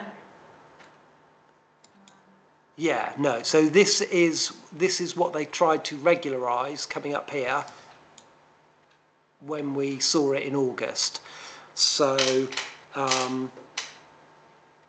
so you've got the taller front pitch roof dormer, and the addition of this smaller flat roof section. You've got you can see the rear dormer. The line of that was extended forwards. The rear extension here, I think the ridge height increased. Yep. And there's this. It's difficult to see on these flattened out drawings, but you've got this a flat roof section and an open section here. That flat roof section, that screening there, wasn't there previously. The floor plans kind of help make sense of what's going on there. We'll look at those in a moment. And of course, you've got this staircase, spiral staircase, which is what's the word they use? It's kind of sort of screened. It's got cladding on it. Yeah, these sort of timber-clad stairs. Yeah, so what has changed since August? That's what we need to ask ourselves. Bearing in mind that we looked at as-built plans, so we were being told this is what has actually been built, so it's interesting to know what they've managed to change. The amended elevations here.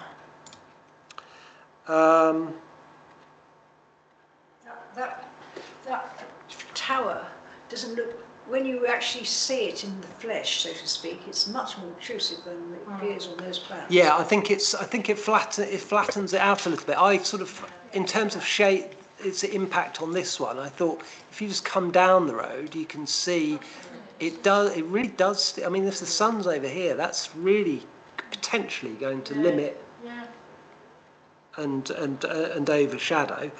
Right, so we were just going to have a look at these two sets of plans. I'm just going to, can I move that one? Sorry, if that would get out of the way, I could shift it. No, it's not going to. Right, I'm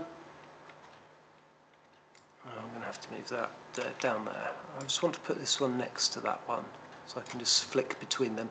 So there are some changes in colour here, and I'm not aware of what the reason for that is.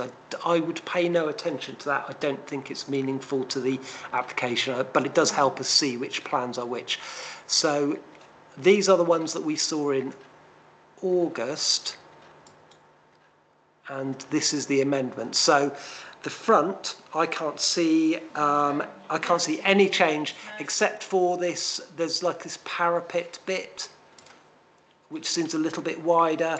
I think that's these bits here, which is nothing, which is really is nothing. That's not going to change anybody's opinion about anything, I don't think. The north elevation, the side one here, I can't see any change other than the repositioning of the skylights. Please tell me if you can see stuff that I'm missing here. There might be some change.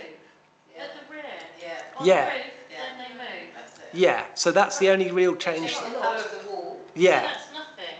So, yeah, so I can't really see anything there. No, no, and I mean, there would be no reason. The rear, this rear elevation, right, there's a change to the rear dormer windows. Yeah, so there's a change to the fenestration on the rear dormer windows. That's the bottom left-hand drawing. So it actually looks like they've made that.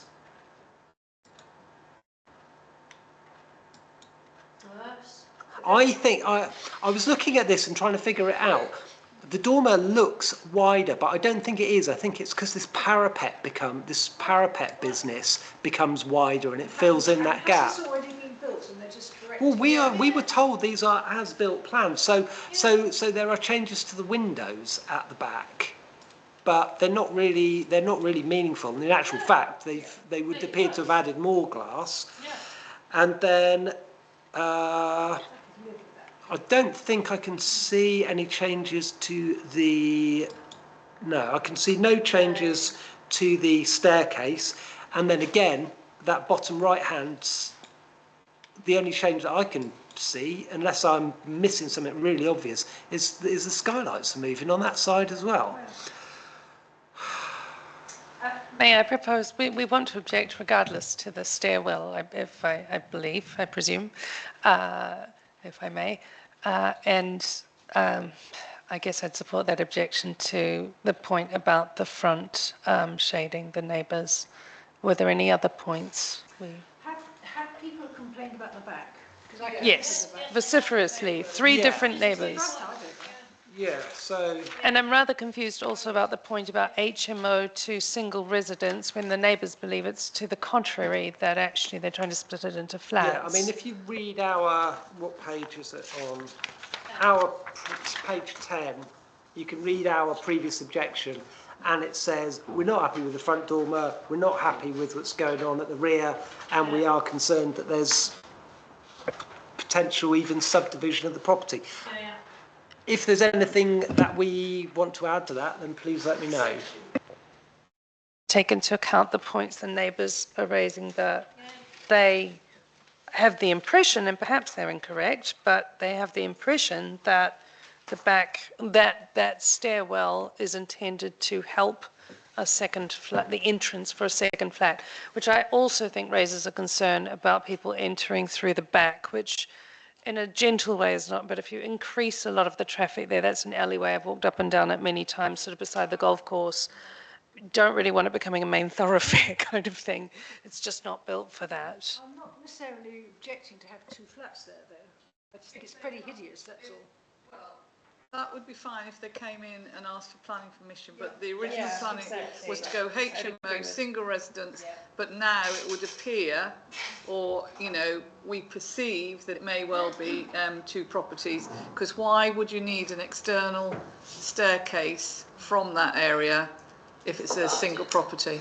Well, I think the point is that that's not the place to have a second. To Kenny's point, I don't disagree as well with this, another second flat. There's plenty on Tower Road, but the idea of people coming in and out of the back is not really how the area works, and to me it represents potential safety risks.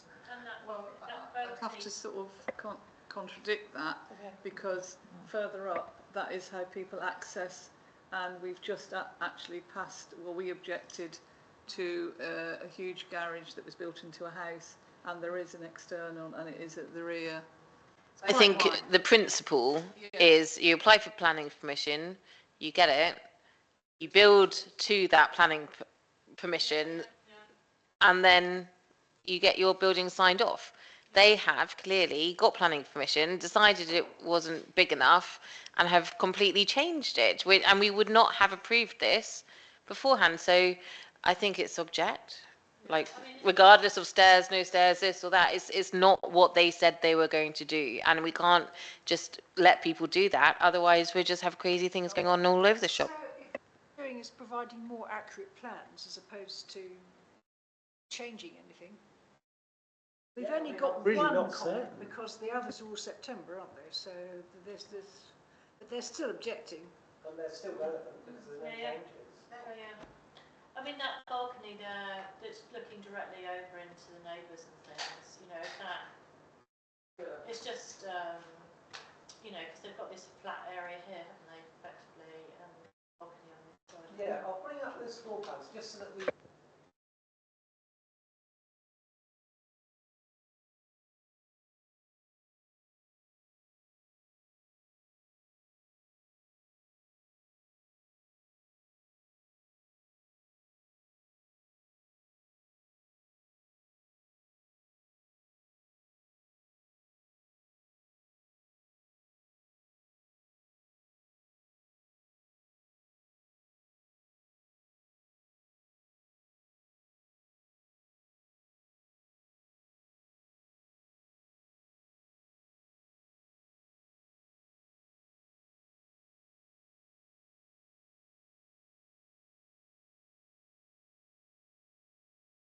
Sorry, have we got the issue again that we had with the property on St George's Road, that they've got skylights effectively in the floor of the balcony?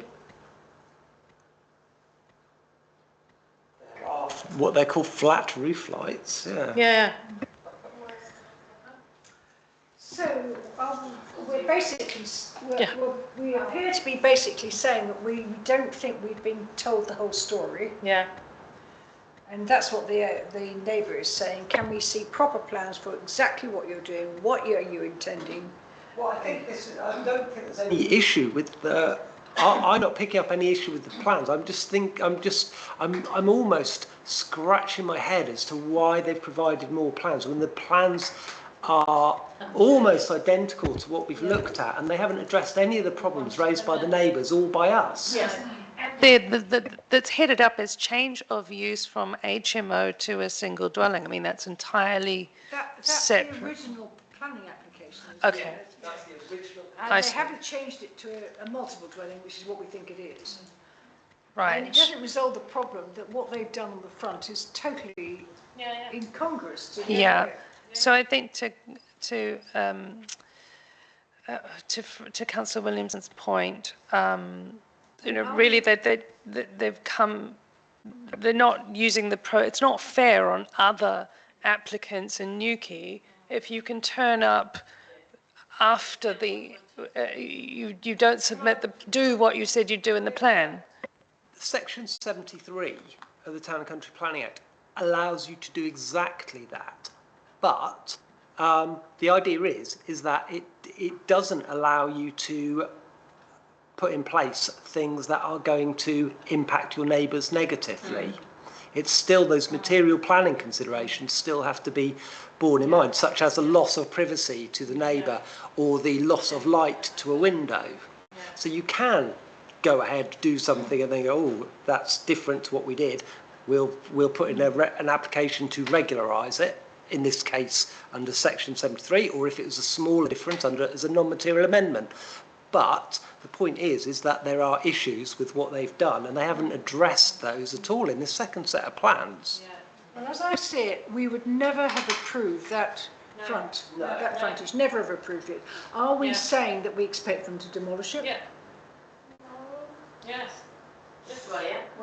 Yeah. It's not our problem. Yeah. No, It's their problem. It's always the risk.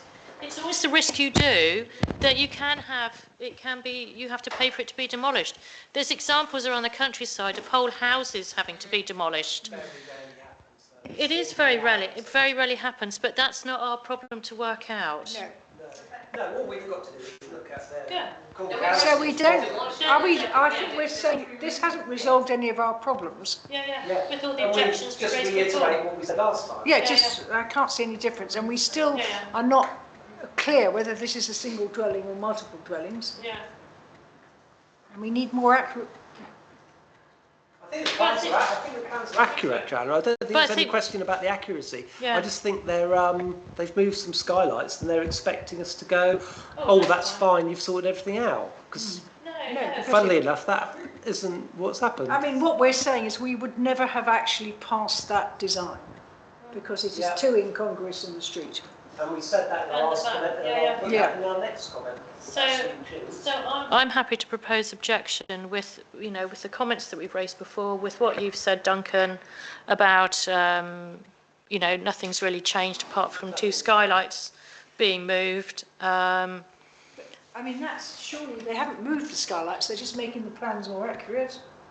I They don't haven't know. done any It may physical well just- be that it may well be, and that may Yeah, well be Yeah, inaccuracy. they haven't actually physically changed anything. Yeah. No. But what we're facing is something that we wouldn't have passed in the. Is there a seconder for objection? Francis? Okay, show of hands for objection on that basis? Yep, we're not happy. No.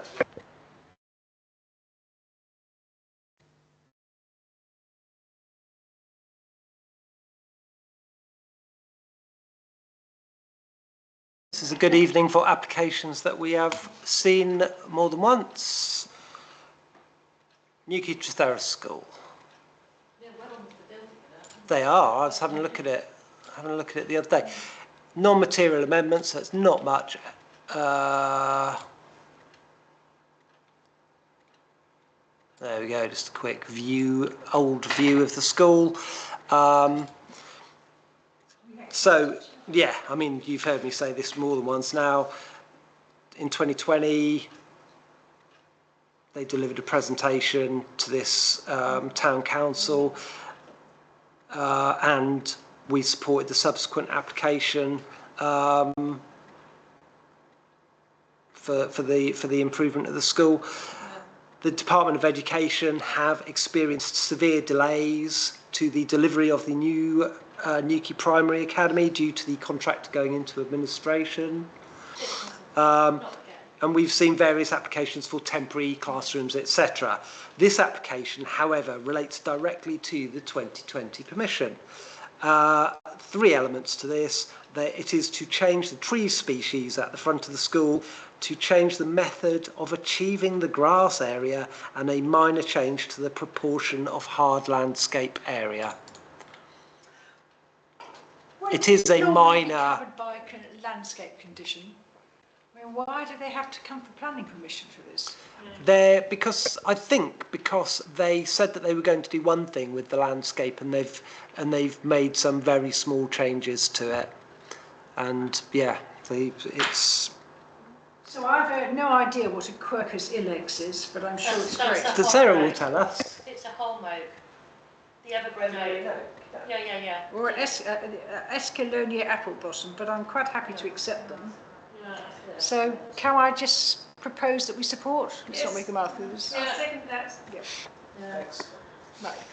I'm also going to propose now that we have we extend for our normal. Hopefully we won't need it, but if I say extend tonight, show of hands. Indeed, show of hands to extend.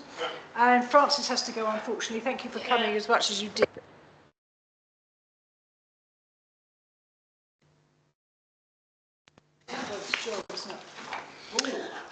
So application 9 is me. So PA 24/08762, Beach House, Bothics Road, Barworth Crescent.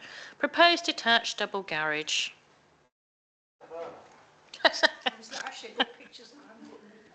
Okay. So here we have the location plan. Can we blow it? I was going to say blow it up a bit, Duncan. I don't know, it's just like cheap planning puns, or just make the most of it.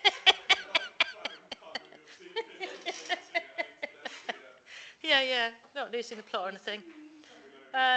Could we blow it up a bit more, please, Duncan? I'm just going to go with it. There we go. Right, okay, so when it comes down to it, so this is the house.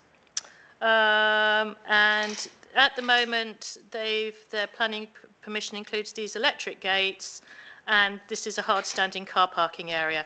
So what they are going to be proposing is that the gates go and that the garage takes that space where the hard-standing for the car park is at the moment. So if we have, there's a satellite image. Can we look at the satellite image, I think, next? Just so we can get see what it's looking like at the moment. Well, not as long, quite at the moment, but just so we know where we are. That's it, there, isn't it?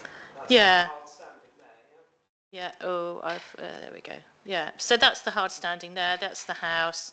I mean, this shows, I don't know what state this in. I mean, this is meant to be part of the garden, but it looks like there's a lot of building hard surfaces and compaction going on here at the moment. And obviously no electric gates. They've just got that as a parking space. So the proposed then, so existing plan. So we're not taking anybody's parking away.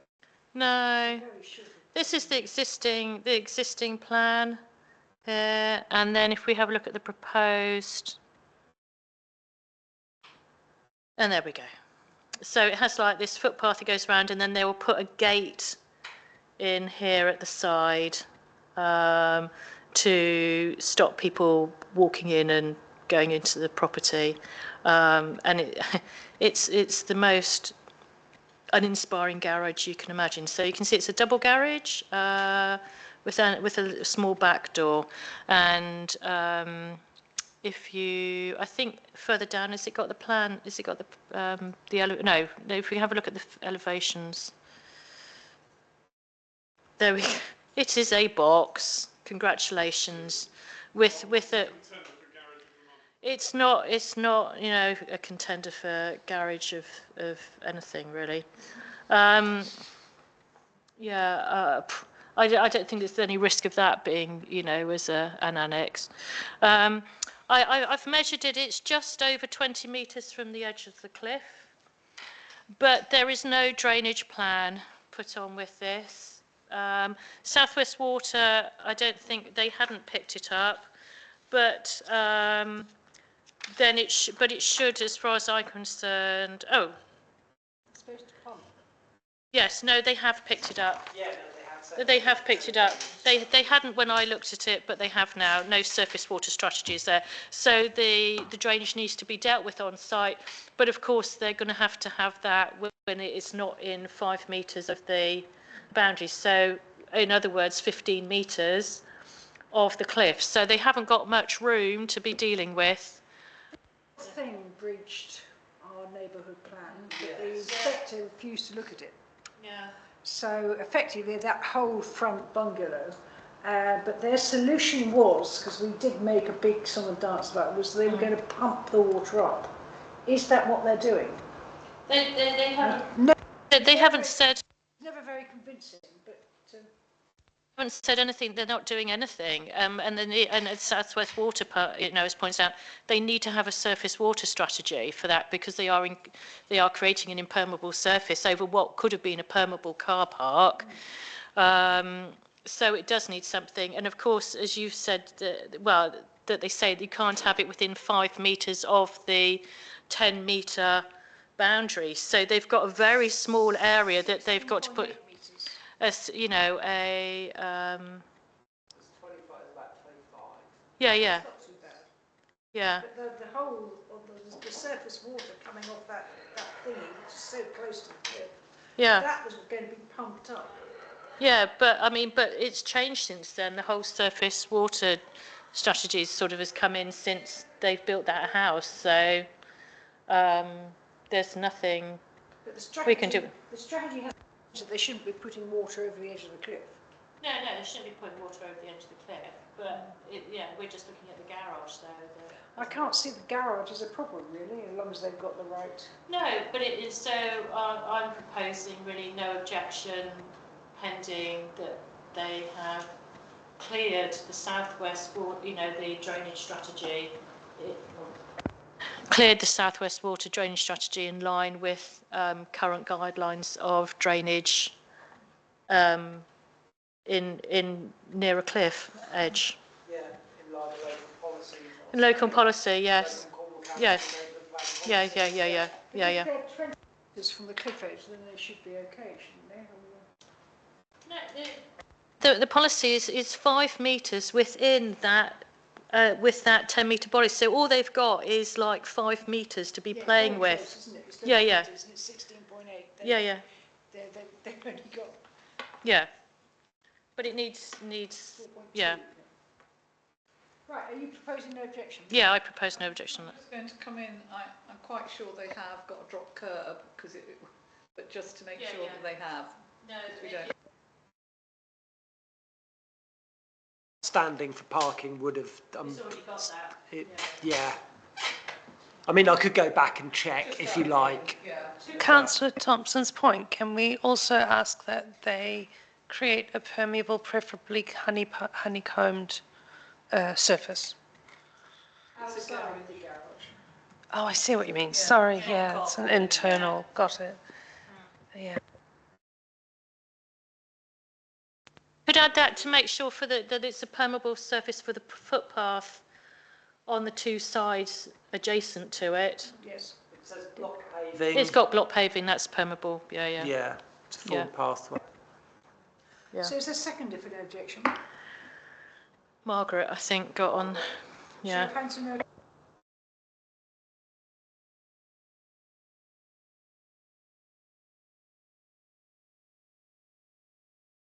Because it just shouldn't have been built. No, it shouldn't be. No, and we're still crossed on the planning sector. We are.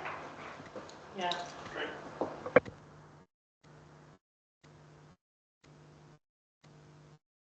Section 73 application. These are always the most difficult because you don't just have existing and proposed. You have existing, and then you have this is what they did do, and then this is what they then went and did in the end, and it's Anyway, Gunvray. Ah, right. This is I did this one this afternoon, so I can almost just do this without notes, really. So, this was an application that we supported back in December 2020, and it was for a first floor extension that built upwards. Part of that extension included the cladding, I think, of the top floor, and they wanted to put a timber cladding on it. The next door neighbour then goes and writes this quite a long letter with lots of examples and pictures that basically says that timber is more suitable for outbuildings. It reflects the use of a cheaper building material for lower status buildings. They shouldn't be using this on their house, they should be using some other form of cladding. So, the cladding material was changed from the approved natural wood to a composite type cladding because they were obviously swayed by what their neighbour had to say. However, that change in cladding material was never regularised with planning. So what it's like now? You're showing us what it's like now. No. I haven't. Yeah, I've got a couple of really good elevations here. You will love these. So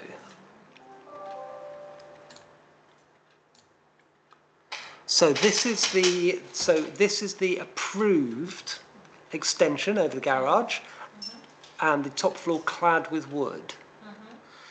But what they are proposing is the build is completed and it's all finished, but they didn't clad it with wood. They clad it with composite cladding in moondust grey. So it now looks like this. So it looked like this, and it now looks like this. So I don't know how you eagle-eyed councillors will feel about this. Duncan, sorry, did you say that neighbours objected to the wood? The initial 2020 application, the next door neighbour said, sheds are built out of wood. Sure. Not houses. But the irony is that But Cornwall Council said, no, that's absolutely fine. The wood's fine, no problem with it. But they obviously still listen to the irony is the wood would have been more in line with the Cornwall Climate Development Plan and Nuclear Neighbourhood Plan. What, you're saying this isn't good enough? No, we haven't. The last time a Google car went down Gunvray Close was 10 years ago. That's why you have to go around the camera. It is, but I haven't got the hours of the day or the will. I almost thought, should I take the dogs out and have a walk? And then thought, no. Come on. So do we have a problem with this? No, I've got no objection with this. No. Are we comfortable with Regret the loss of the wood, but no objection overall. So who's going to, I'm proposing no objection. I propose no, seconded no objection. Chair Fencer, no objection. No need to drag this out. Are you sure? We don't need to... Can we put a complimentary comment in about how rare it was on the plans to help us along with our discussion? They were, yeah, they were very... Right. Hey ho. That is the final planning. That is the final planning application. Okay. Have we changed our terms of reference and risk assessment? We have not. Well, no, we haven't. I am just gonna make a quick point though. I think this application, as enjoyable as it has been, is a good example of why maybe we don't need to look at all the applications that we are consulted on. And I'm intending in the new year to knock up some kind of an options document for this committee where we can look at what some of the other planning committees across Cornwall are doing. Falmouth Planning Committee meets once a month, and they're doing that by not looking at all of the applications. And this has been quite a light meeting, but sometimes these meetings are very, very heavy, and it might be possible, if we could find a way, of not looking at all of those applications in this meeting. But we'd have to find a workable way of doing this. So all I'm going to say is that I'm going to try and, we wouldn't want to ignore any, but I'm going to try and present you with some options later, at some point in 2020, early 2025. We've had this debate We before, have. and we always get to the same problem, that if you can let something through. But I don't think I wouldn't change it this year. We might put the proposals forward to the planning committee in the coming year. I would like to start work on it. Yeah, you can start work on it, by all means, yes, but I don't think we'll adopt it. But I think because I think it's just too late in the yeah, but year. we've lost John Bell as well though, so we've lost someone on the, you know, and we are struggling, seems to be more and more, to be quorate. Well, frankly, we're doing very well. We've done very well. Yeah. Instead of that, something that looks simple often turns out not to be, you know. That's what's always killed this. No. That's what's always killed this proposal, is that there are things that we would want to see. I mean, we do trust your judgment, so if you come back and say, this is not worth you looking at it. I mean, something alternative, you see, yeah, I mean, but... Who's going to be the gatekeeper? I'll give you a hand. I've gone off the idea. I think to be fair, you're quite right, Duncan.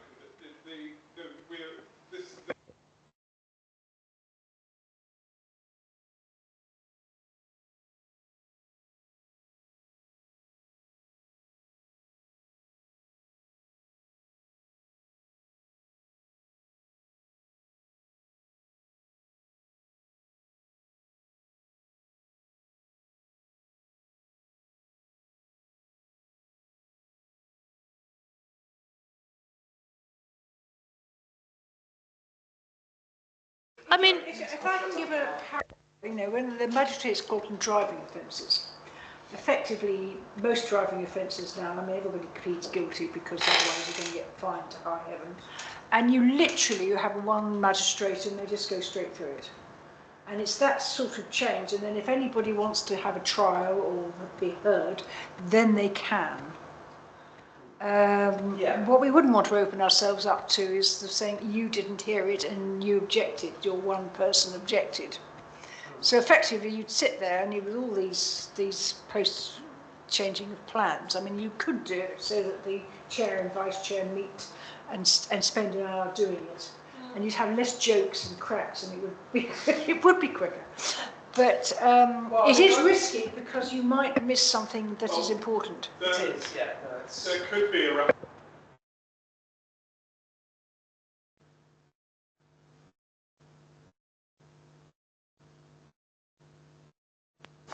You might make some dedicated decisions, send it out to the members for a scrutiny, and if we've got comments, we can return them. Perhaps not a delegated decision, but the decision whether to hear it at full council or not, because that does sort of prejudge the issue. We say we think these can be dealt with outside of the committee without actually making a decision. That would be better, I think. Because we don't actually get as many simple ones like that, do we? No. So it's effectively, it's a triage process, isn't it? Yeah.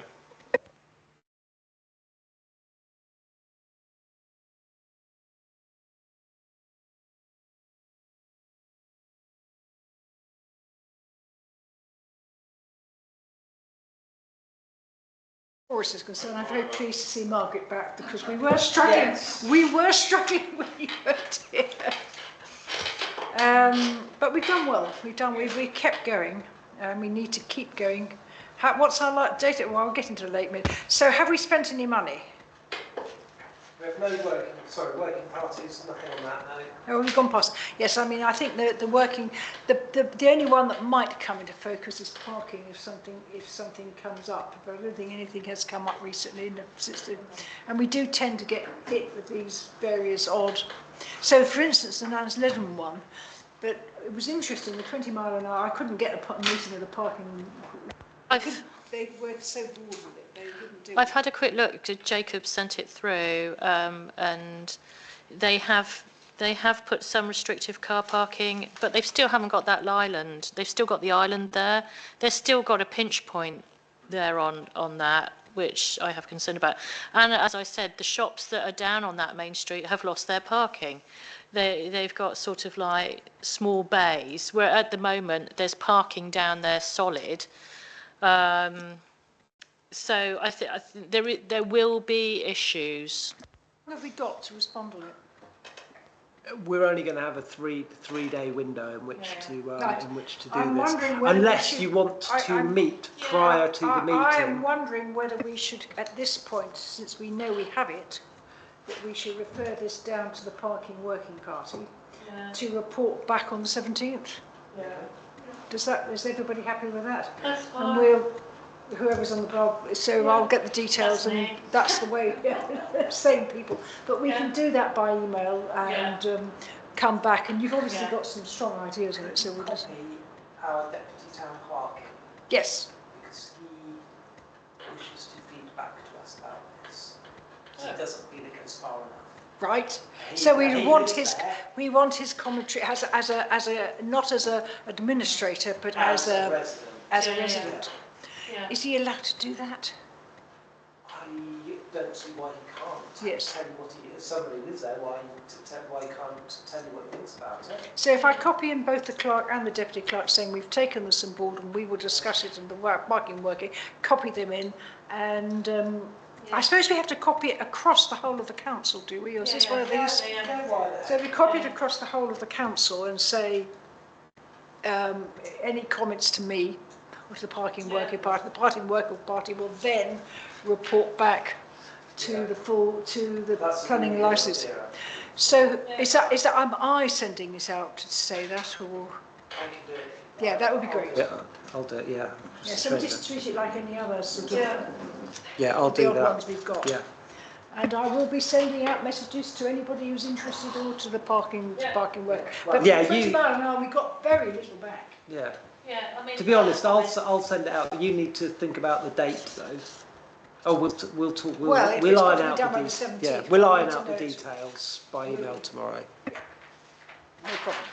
Okay, so that's made, no payments to right. So the neighbourhood plan, I'd cancel the next two meetings.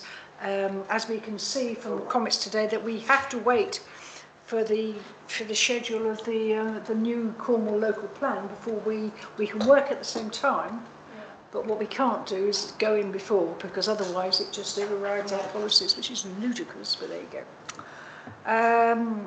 What was the document they were saying that overrode? It wasn't the climate change DPD. Something's come out that is an SPD, is it?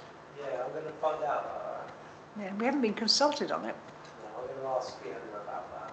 Yeah, because we don't like the neighbourhood plan, so we produced an SPD that overrides it without actually mentioning it to us.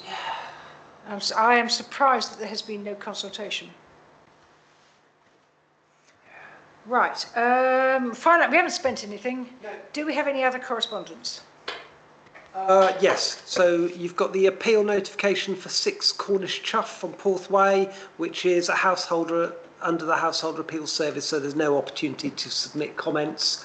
I will let you know when we are notified of the outcome of that. It's one that we objected to and Cornwall Council refused. And the other piece of correspondence was the land north of 5 Lower Barn Court, and the appeal was allowed. And this, well, you might want to say something about this, Joanna. It was another one about the inside and outside the settlement boundary. Obviously, somebody did produce, so I assume it was the previous appeal. He's slightly more flexible than the original one, because he basically, where's he saying? He's saying he hadn't got the proof to say which was written first, so therefore he had to go for the adoption date. There is a lot of evidence that actually proves that they got their final draft. They went out for consultation. They did not change it, and that was way before. Now, it was 2017 or something. That was actually way before it, because it's right. He says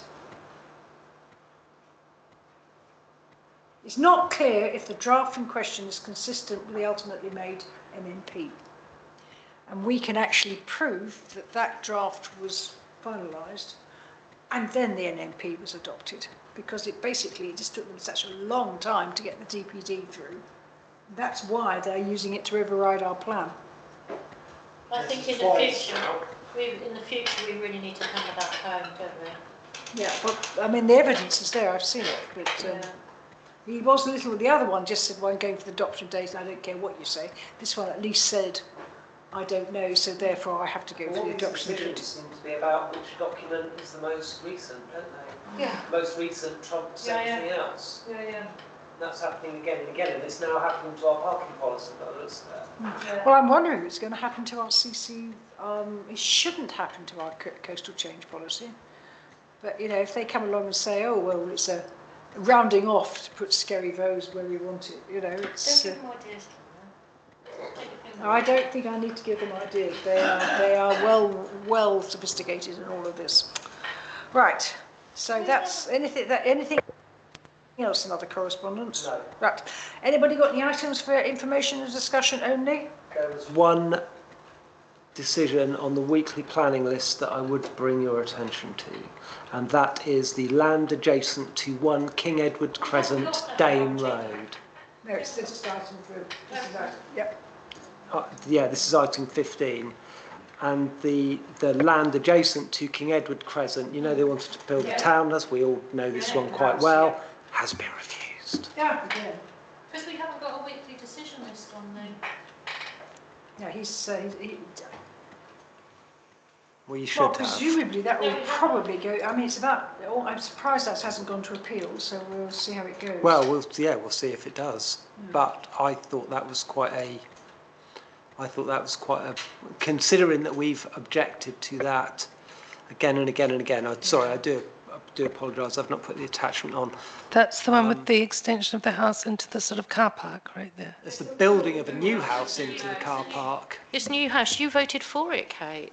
You voted, yeah. Did they say why they turned it down? I've only seen it today, so I've not. Hot off the press. Yeah, literally, yeah, very hot off the press. Okay, so the next meeting and the last meeting this year, I take it, is the 17th of December. Yeah, and you have a presentation to the Town Council regarding plans for...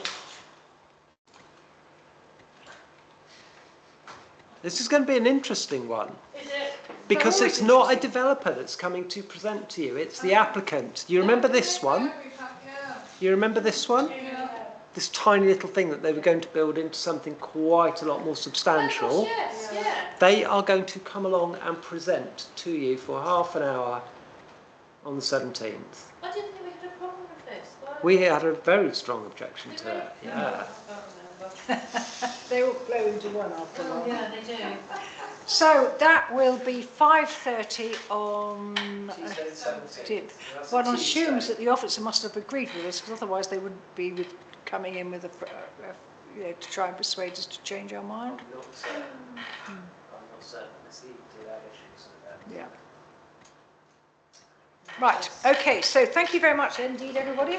I'll see you tomorrow night at Town Council, but other than that, we have a